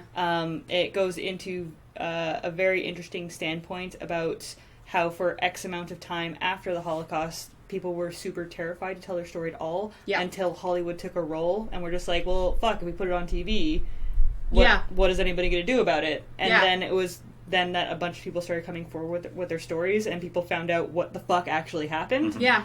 And it's really interesting, and it's definitely, again, another really interesting perspective on it without just showing you, like, super graphic, like, this is the crap that happened, like... Yeah, because it's very easy. Speaking as somebody who experienced that kind of thing, like, it's like that, walking through those spaces was the first time that I ever, that I just went emotionally numb. Like, I had no idea what was going on, because, and I'm a very emotional person. I was expecting to cry and to freak out, and nothing. I felt nothing, because I just shut down. But the thing about X-Men First Class that I found amazing and compelling, and the reason I love that film and Michael Fassbender, is that he portrays Magneto as a recent survivor. Like, this is a guy who was a kid, and, they do it really, really well in the very first X-Men film where they show that he was in the camps and everything. Yeah. And that was actually really heartbreaking because, like, that movie came out when, God, I want to say I was like 18 or 19. Yeah. Don't quote me on that. I could be talking out of my ass, but, like, came out around 2000. Yeah, 2000. I really don't want to say that, like, I had even really seen much on the Holocaust at that point. So scenes like that, especially when I'm just like, yay, X-Men fighting mutant. Yeah, I'm and just then like, you're just whoa, like, what? whoa. Hang on. Yeah. But the scene where Professor X is trying, getting some him liberties to... with your drawing, Jeff. The scene where I'm furious. The scene where Professor X is getting Magneto to remember a good memory and getting him to move that satellite dish or whatever it is way in the background and connecting with something good.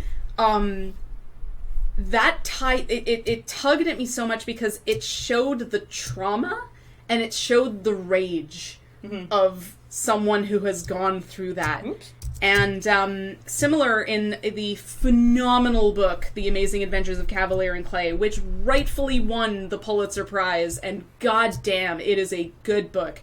One of its main characters is a guy who smuggles himself. He's a Jewish guy who smuggles himself out of Prague just ahead of the Nazi invasion, and then watches from America as he just watches the news as, you know, his parents are captured and killed, and his brother is also, his beloved younger brother is also very tragically killed, and he just goes through this rage that, and this anger, that he ends up having to deal with, and he actually joins the army to specifically go kill Nazis, and never gets to actually do it, because he gets assigned to Antarctica. But it was two things roughly around the same time that I sort of watched and read that dealt with this survivor narrative in a very, very different way that I hadn't ever really come across, which was, rightfully so, this was massively traumatic, and there are a lot of horrifying negative emotions, you know, associated with it. So, yeah, really, like, if you haven't seen the First Class, like Metricos, I had my doubts about First Class because I was really, really hurt by X-Men 3? Yep, and Wolverine. Okay, so I'm sorry to, like, completely derail this. No, by all means, let's derail. Because Brad and I were just talking about the new Deadpool movie and how much we want to see it. Yes. And I'm just like, speaking of Ryan Reynolds, like, yeah, that too. Always the perfect choice for Deadpool. Okay, I'm really looking forward to the new one, and I actually think, like, in my heart of hearts, like, I think he's going to do a good job. Yeah. But I'm really, really shocked that they actually reprised his role, considering what the fuck happened. Yeah, that's In rare. Wolverine. Yeah. That's rare. Because what the fuck? Like, Well, I think... Like, his The whole fan thing is that he's a smartass. Yeah, the fan community kind of rallied behind him on that in as much as, you know, Ryan Reynolds didn't write Yeah. Wolverine. Right. And, you know, he didn't force, like, he took on the role of Deadpool. Oh, I'm not saying it is a bad thing. Yeah. I think he's going to do a good job. Yeah. I'm just really, really shocked that, like, you know, they're actually, like, letting him reboot a character. And I think everyone It's was a rare amount of forgiving that Hollywood rarely Yeah, exactly. allows. Yeah.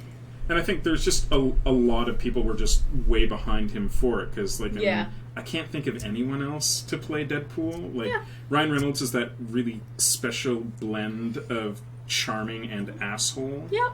You know, like, he's a dick, but you kind of want to watch him be a dick. Buster, because it's that's really not for you. funny. Oi! That's the piece of paper that I Oh put my God. underneath the box of wine. I made this really important lap blanket. It's a small blanket. It's for a friend of mine. It's really, really important. Sorry, Days of Future Past is the second one that came out in the newer X-Men movies, Yes. which Yeah. starts in the 60s. First Class was the first one to come out. Yeah. Yes. So I made this blanket, and it's important, and when you knit something, especially out of wool, you have to do something called blocking it, where you get it wet, and you stretch it out, and you let it dry flat, so that it lays flat. So, of course, it's a thing of wool, and I have a cat.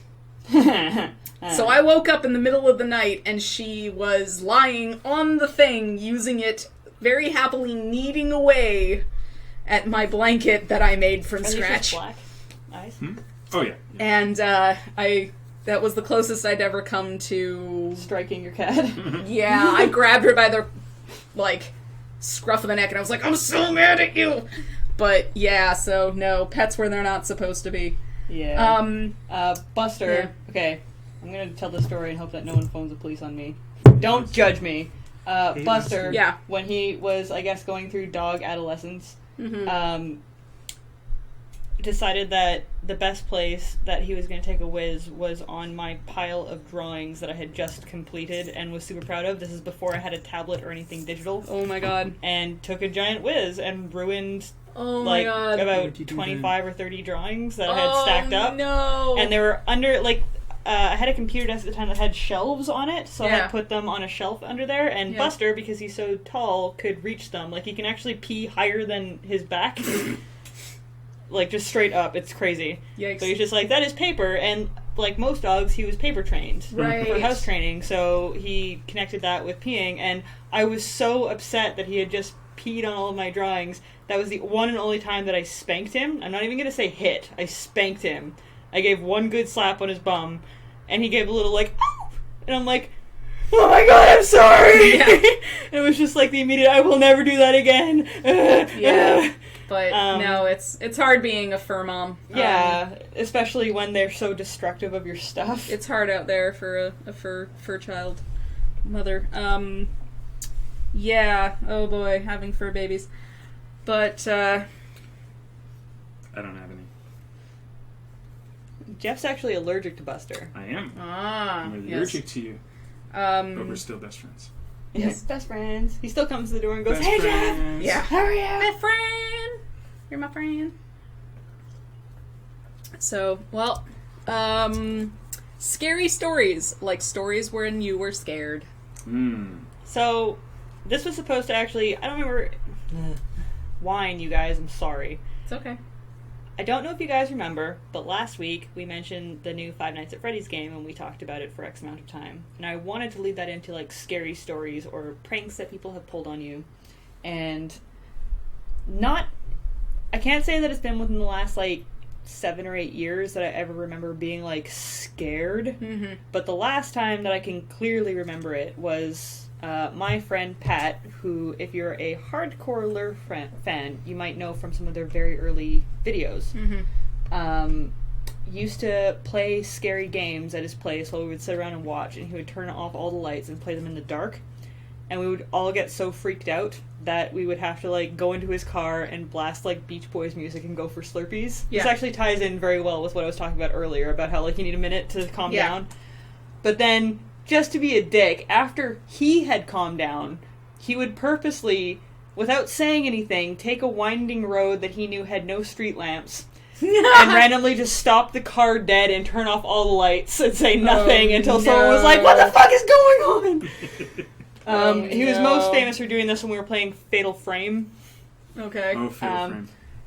If you're not familiar with it, it is a game where you have to go into a haunted house area and take pictures of ghosts. You can't see them when you're just walking around. You have to go through the camera lens. Have you heard they're did they or they're going to make a Fatal Frame for the Wii? I think or they already Wii did, U? yeah. So like you use the Yeah. The actual like big Wiimote thing. Oh, with your camera. that sounds like the first actual legitimate use for the Wiimote. I know, right? Or for the Wii U. The Wii U thingy. screen. Because in Mario Kart, it's just the horn. Yeah. Because it's awful. Oh god. Yeah, Spoopy Tours. I'm worried about you, Nintendo. Yeah. We need to talk. But Well, I would be interested in playing that because that sounds really awesome. yeah, that sounds pretty good. But it sounds really awesome now after I've been exposed to countless horror movies Sure, and something yeah. like Five Nights at Freddy's, which is actually terrifying.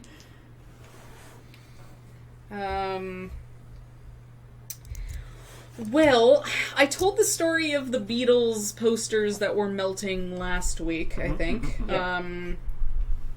There was, and I told the story of Final Destination. Yes. I think. Yeah, yes. Did I ever tell the story about the person who snuck onto my roof?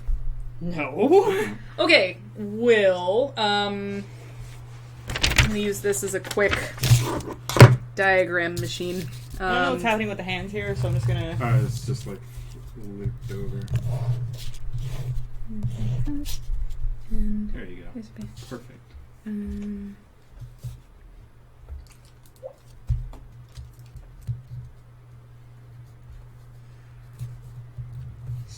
Looks like too much of a human hand. This is the quiet portion of the stream.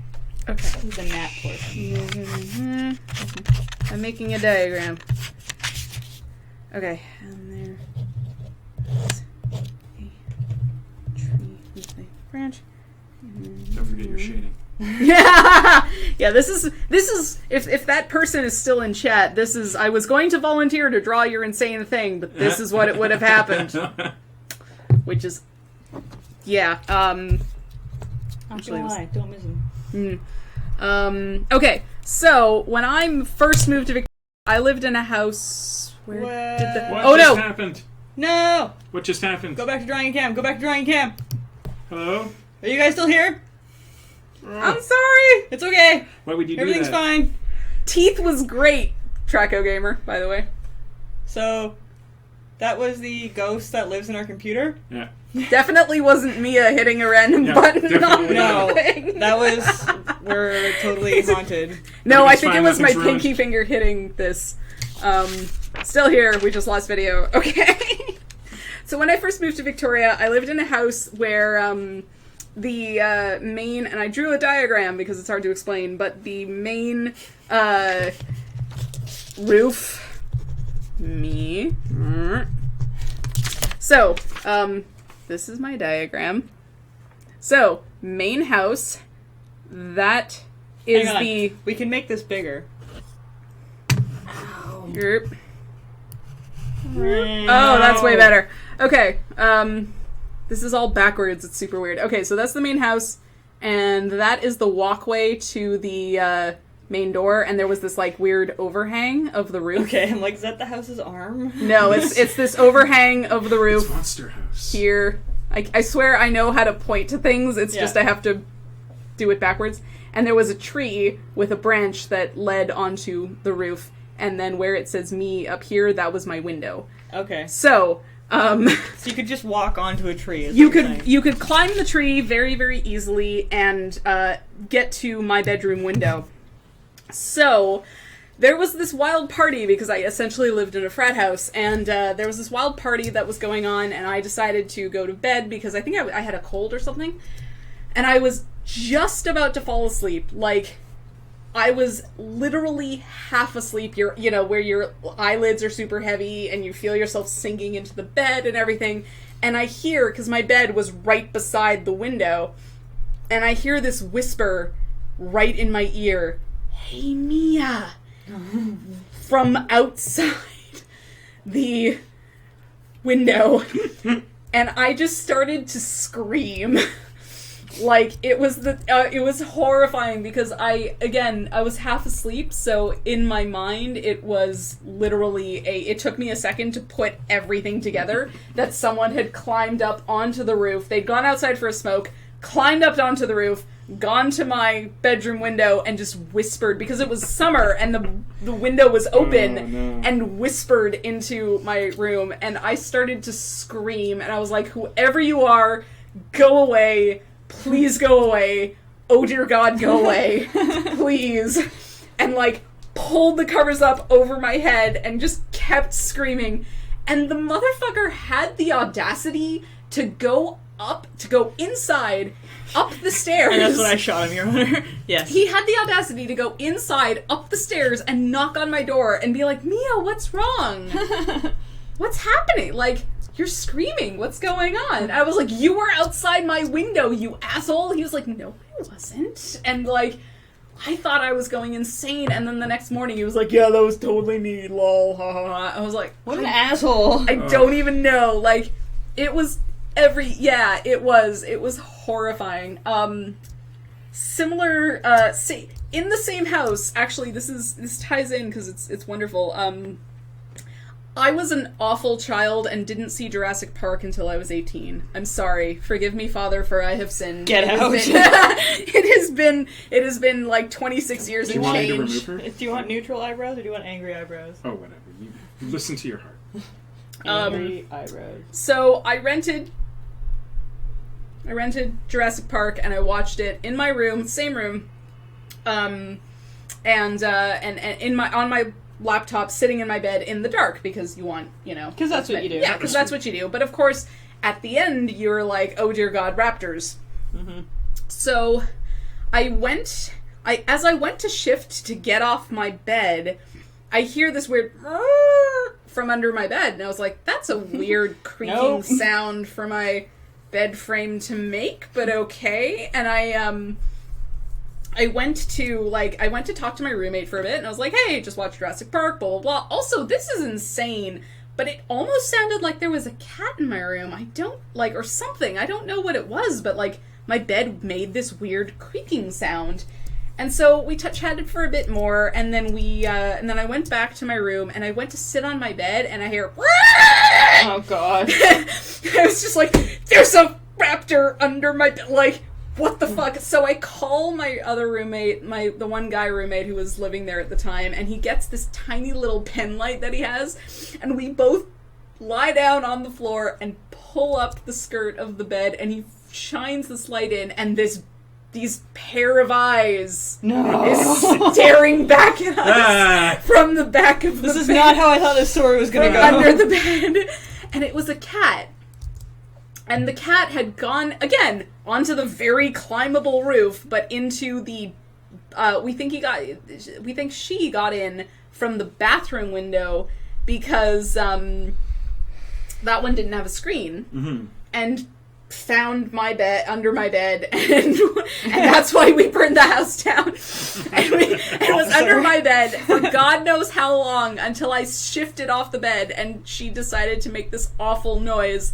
And so we screamed and freaked out, and of course she bolted and ran, and eventually we got her into like a space into the garage where we could pull up the garage door, and she just fled out. And the reason why I'm pretty sure it's a she is because this was a tabby cat that I swear I'd seen around the neighborhood, and don't know how it got in, but I later made friends with and adopted a very chatty tabby cat who, had this like screeching meow, but was at first very, very shy, but turns out is actually very much of a sweetheart.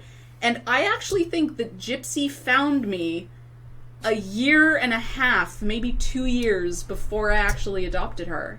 And I think it was actually the cat who later became my current cat, Gypsy, who is a street stray rescue. And because when I think back, it was a tabby cat who looked kind of similar to her. And I don't think there were that many in the neighborhood. So, yeah, it's this weird coincidence, but it was terrifying because you've just seen Jurassic Park for the first time. Raptors are in your head, and you sit down on your bed, and you hear this screeching animal sound coming from underneath. Nope. Yep, basically. I've a few times woken up in a friend's house, and there's just been a cat on the counter. Yeah. And I've been like, hey, Jared, is this your cat? He's like, I don't have a cat. And you just stare at it for a second because it's like, what do I do? Is it going to attack me? I think there's a whole really, really good photo series called "This Is Not My Cat." People like there's a great one of the cat just sitting in the sink, just staring at the camera. Tracker Gamer says, "What the fuck do you mean? This is the first time you're watching this?" Says Cat. There's this whole photo set called "This Is Not My Cat," where people who have taken pictures have been like, came down to the kitchen this morning. That's not my cat. In the sink. Yep. So it's great. Really, really good. That one and there's one, they just did a really shoddy like offshoot of it, but a couple of years ago there was a really, really great Imgur photo set of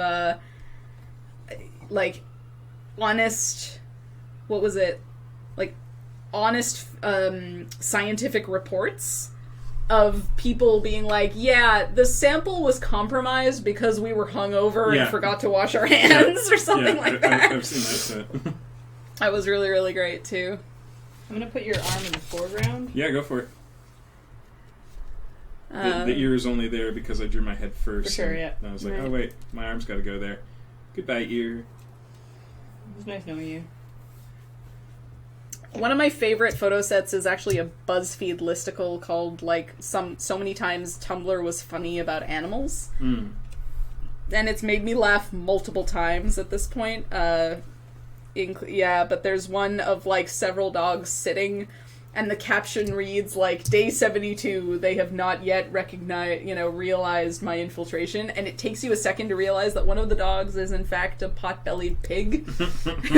They're all, like, looking at this ball, and, like, you realize, like, hey, wait a minute. Fantastic. Yeah. Alright, we've got 8 minutes left. We can open the floor. Ask us anything that isn't ridiculous. That isn't ridiculous. And to field one from earlier, no, we're not making a movie.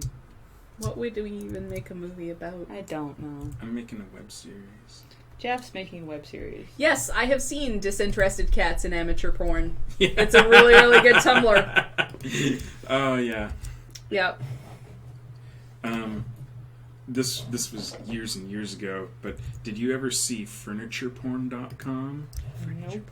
It's amazing. Like, it's all these photos of, like, you know, furniture in compromising situations with each other. So like two lawn chairs on top of each other. Right, or, yeah. you know, just like... Yeah. It's almost as good as Live Nude Cats, which similarly is just pictures of cats, you know, spreading... splayed out. As they do. Not even Dingler and Butts? No. Because, who is Butts? Steve Butts, I think? Fuck, I knew who he was. I had this explained to me at that desert bus. Right. He's a guy who does cool things. I'm just gonna Okay. leave it at that. I assume that's true. That's fair. Yeah, Metrico's found that BuzzFeed listicle. BuzzFeed puts together decent lists about Tumblr. Like, if I'd, the old escapist editor. Apparently. Apparently he works at IGN. Yes. Fluffy Bill Course is one of them. See, when I joined Tumblr, I accidentally overdid it on the social justice and bad, OkCupid comment, or bad OkCupid messages. Yeah, I remember Tumblrs? I remember those Tumblrs. But I overdid it on both of those, and so that was all my dashboard was, and it was just misery. Like, it's important to be up to snuff on your social justice, don't get me wrong, but I overdid it and had way too many of them, and just, I shut the whole thing down. I was like, this is depressing. It can suck the joy out of life really fast, and also it just, like, you can get to the point where you just start seeing problems everywhere where there aren't, like... That used to happen, like, because I used to read those OkCupid ones because they were hilarious, but sometimes I just come across them, I'm like, that poor guy is just sad and lonely. He's not being particularly bad, he's just... Yeah. It was bad. Oh, are you okay? Yep, I'm just done. Okay, fair enough. You got it inked, though. Yeah, look Sure at that. did. Yay! I did a thing. We did a thing. Teamwork! I just sat here and drank wine. Yeah, you did. That's important to the stream. I'm actually proud of how I've made sitting here and drinking wine and not being particularly good at drawing You're into making a up thing. for me because I'm not drinking, so you know you're picking up there my we slack. go. Can you Muppet pour me Cynics. Yes, I can. Yeah, In fact, Muppet I Cynics. can. But yeah. Is anyone else really excited for the new Muppet series coming out? Yes, and that's Okay. I have a Especially feeling. because it's written by Judd Apatow. I have. See, a that's theory. why that piece of paper's there. That Buster was trying to take away. Yes. I have a theory. Here's my theory. You guys probably both read this on Facebook earlier today. Oh, Maybe. the breakup? Or... Meanwhile, at Disney, a conference door creaks open, spilling a dozen haggard marketers out into the adjacent office. A lone man in a suit sits behind an opulent desk, fingers tinted, thrown into sharp contrast by the light from the lone desk lamp in front of him. The team approaches, silent but for the exhausted shuffling of their feet on the carpet. One tries absently to flatten her hair. Another appears to be asleep on his feet, eyes half-lidded. They stop short of the desk, but their leader continues onward. He holds a few crumpled, coffee-stained papers in his trembling hand. He opens his mouth to speak, but no sound comes out. He swallows, clears his throat, and tries again. "It's been 40 hours, he rasps, and in the background one of the women begins to quietly weep. But we finally came up with a plan. This is how we get the Muppets back into mainstream conversation." "Pitch it," the executive snaps, his voice cracking through the exhausted silence like a whip. We recreate the music video for Bad Blood with the cast, sir. Miss Piggy will take the role of Miss Swift." A choking silence engulfs the room as the executive thinks, and the seconds which tick by seem like hours. In the back, an intern can be heard mumbling, "I just want to go home," over and over under his breath. Finally, with a tug of his left cuff, the executive snorts derisively. "Too high concept," he barks. "We'll just have the pig and the frog get divorced." Like, I'm completely convinced that was it. They were like, "Oh, no one's talking about the Muppets thing? Here's what we'll do. We'll lock our marketing team in an apartment or in a conference room for 24 hours. Yeah.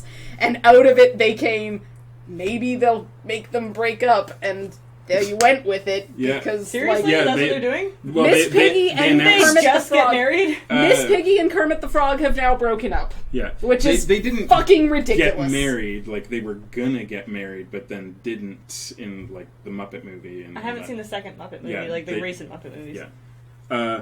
I wrote something very similar to that about the new the Gem and the Holograms movie coming out. Yes. So this takes place somewhere in Hollywood. Yes. And here's our douche bro pitching. Yes. Fellas, have I got an amazing pitch for you? I call it Gem in the Holograms. It's an existing love property his from the 80s with voice. massive nostalgic appeal. Movie exec. Nostalgia is in right now? Tell me more. Well, the show is about a woman named Jerica who inherits her father's record label. With the help of a crazy, sophisticated computer, she and her friends are transformed via holography into the titular Gem and the Holograms. Their arch enemies are a punk band called the Misfits. Sounds just crazy enough to work. But wait! I haven't told you the best part yet. We throw all of that away, and we just make up some bullshit about a girl becoming YouTube famous, transitioning to a real music career, and alienating her family and friends because stardom and shit. Literally, the only thing we'll keep is the names and a musical theme. Well, that sounds even better. We're geniuses. Yeah, we are. Let's go high-five each other all the way to the bank. It's a deal. Yeah. Accurate. That trailer pissed me off so badly, and I'm not even a Gem fan, but You know, What? I actually, when they announced they were making the movie, I'm just like, I remember watching that very sparsely as a child, and I have almost no memory of it, but I'm gonna download that shit and watch it. Yeah. And I downloaded it, I'm like, wow, this is awful, but, like, still awesome, because I remember watching this as a kid. Yeah. So, I'll still pay to go see the movie, and then I saw the trailer, I'm like, wow, no, I won't. the new comic book is kind of rad. Yeah, I've seen a lot of art from it. It looks fantastic. Neat. Yeah. I mean, the 80s were, as they say, cocaine is a hell of a drug, Oh. so, you know. Man. But, yeah, But there was just so much more that they could do in the 80s that they couldn't do in the 70s. Like, yes. all those censors who were just like, we can't have people in the same bed. Yeah. Well, but it's funny, because at the same time, the 70s was this bastion of, like, that was when the new Hollywood stuff came out, so, like, Bonnie and Clyde, and, When they realized that people want to see violence. yeah, and, like Well- Texas Chainsaw Massacre, all these things, and then in the 80s, there was One of the big something of things a to happen backlash to the backlash? with cartoons in the 80s specifically is that in the 70s and previous to that, it was illegal to use cartoons to advertise toys. And that got repealed in the early 80s. And then all of a sudden, That would make sense. it's like, oh, so now the rules got loosened. Basically, Yeah. they were allowed to make a show so long as the show was its own thing, and like Yeah. you could have a toy line for the show, but Yeah. you couldn't make a show just to advertise toys. Yeah. So they created these shows like Yeah. Masters of the Universe, Well, and Transformers. and let's be honest. Transformers. Oh yeah, Laserbeaks, you have a point. The Josie and the Pussycats movie, I'm not going to say it was a good movie, but that definitely is one of my guilty pleasure movies because it's just ridiculous enough, but the comic was also along the same lines, and Yeah. I'm willing to say that is an updated version of Josie and the Pussycats. Yeah. Like, With Josie and the Jerry. Pussycats, the comic, Yeah. was not great. there's no misfits in the new Gem movie, and that's unforgivable. Unforgivable. You know, that's like making a He-Man movie and saying, you know what, let's not bother with Skeletor. So, Let's just have He-Man dealing with personal issues. I'm Actually, I kind of like this. Never mind. Never mind, because that's a great idea for a movie. He-Man gets YouTube famous. He-Man dealing with his personal demons. The Skeletor inside his head. I'm sure I mentioned this before when we were talking about drinking games a billion years ago, but I once played the best drinking game of my life to Josie and the Pussycats. Oh. And you guys can play this at home with any movie. A movie preferably we've seen more than once. You pick a word from that movie and assign it to somebody, and every time that word is said in the movie, you have to drink. And we played it to Josie and the Pussycats without having seen it. But we just picked a bunch of words that we thought Would be in it. would be great. Okay. And someone got Josie no. and was just wrecked 5 minutes in. Oh, Jesus. Right. What did you get? I don't remember. I want to say it was like Pussycats, and it's actually not said that much. Okay. But someone else got music, and it's not said within the first, 40 minutes of the music. It maybe once.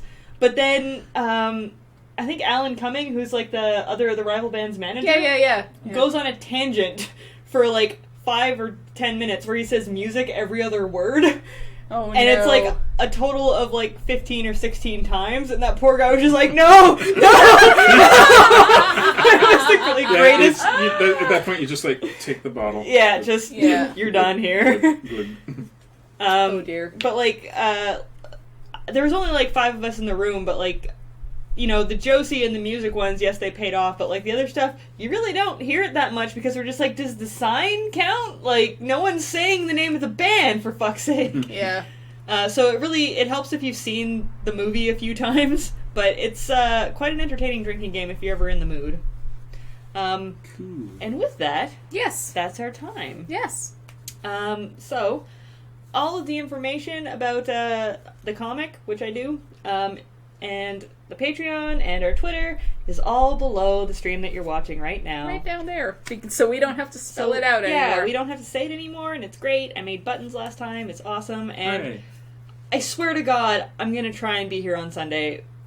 But if it says the weather's going to be more than 26 degrees, I'm sorry. We can't survive in here. It's not going to happen. But we will be back within a week. God damn it, we will.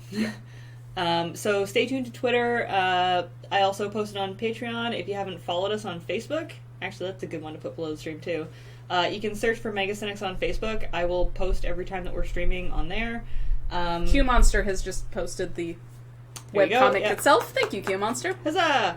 And we'll My keep you goodness, informed wine. as long as you follow MegaCynics in some way. But with that, I've been informed that apparently we are cutting ourselves off when we hit the stop streaming button. So we're going to do our classic countdown from 10. Oh. Ready? Yes. Is this something do we just count down from 10? Oh, so way back when... I've never done the classic countdown. Way back when we used to stream on Patreon, there was a delay. Picardo. Wine! It's been really cute to watch you get words wrong. It's great. You've only gotten one other You word guys, wrong. But... muscle relaxants and wine, it's not okay. Yeah, I know. Way back when we streamed on Picardo, the stream and the chat had a delay, but the cutoff when you said stop streaming did not. Oh. So we would say goodbye everybody, have a good night, but it would cut off at get. Yeah. So we thought that it wasn't so much of a problem on Twitch, but apparently it is. We've been cutting ourselves off. So the classic game is to count backwards from 10, and then everybody posts what number they got to. Yeah. Fact. I see. Yes. Ready? 10, 9, 8, 7, 6, 5, 4, 3,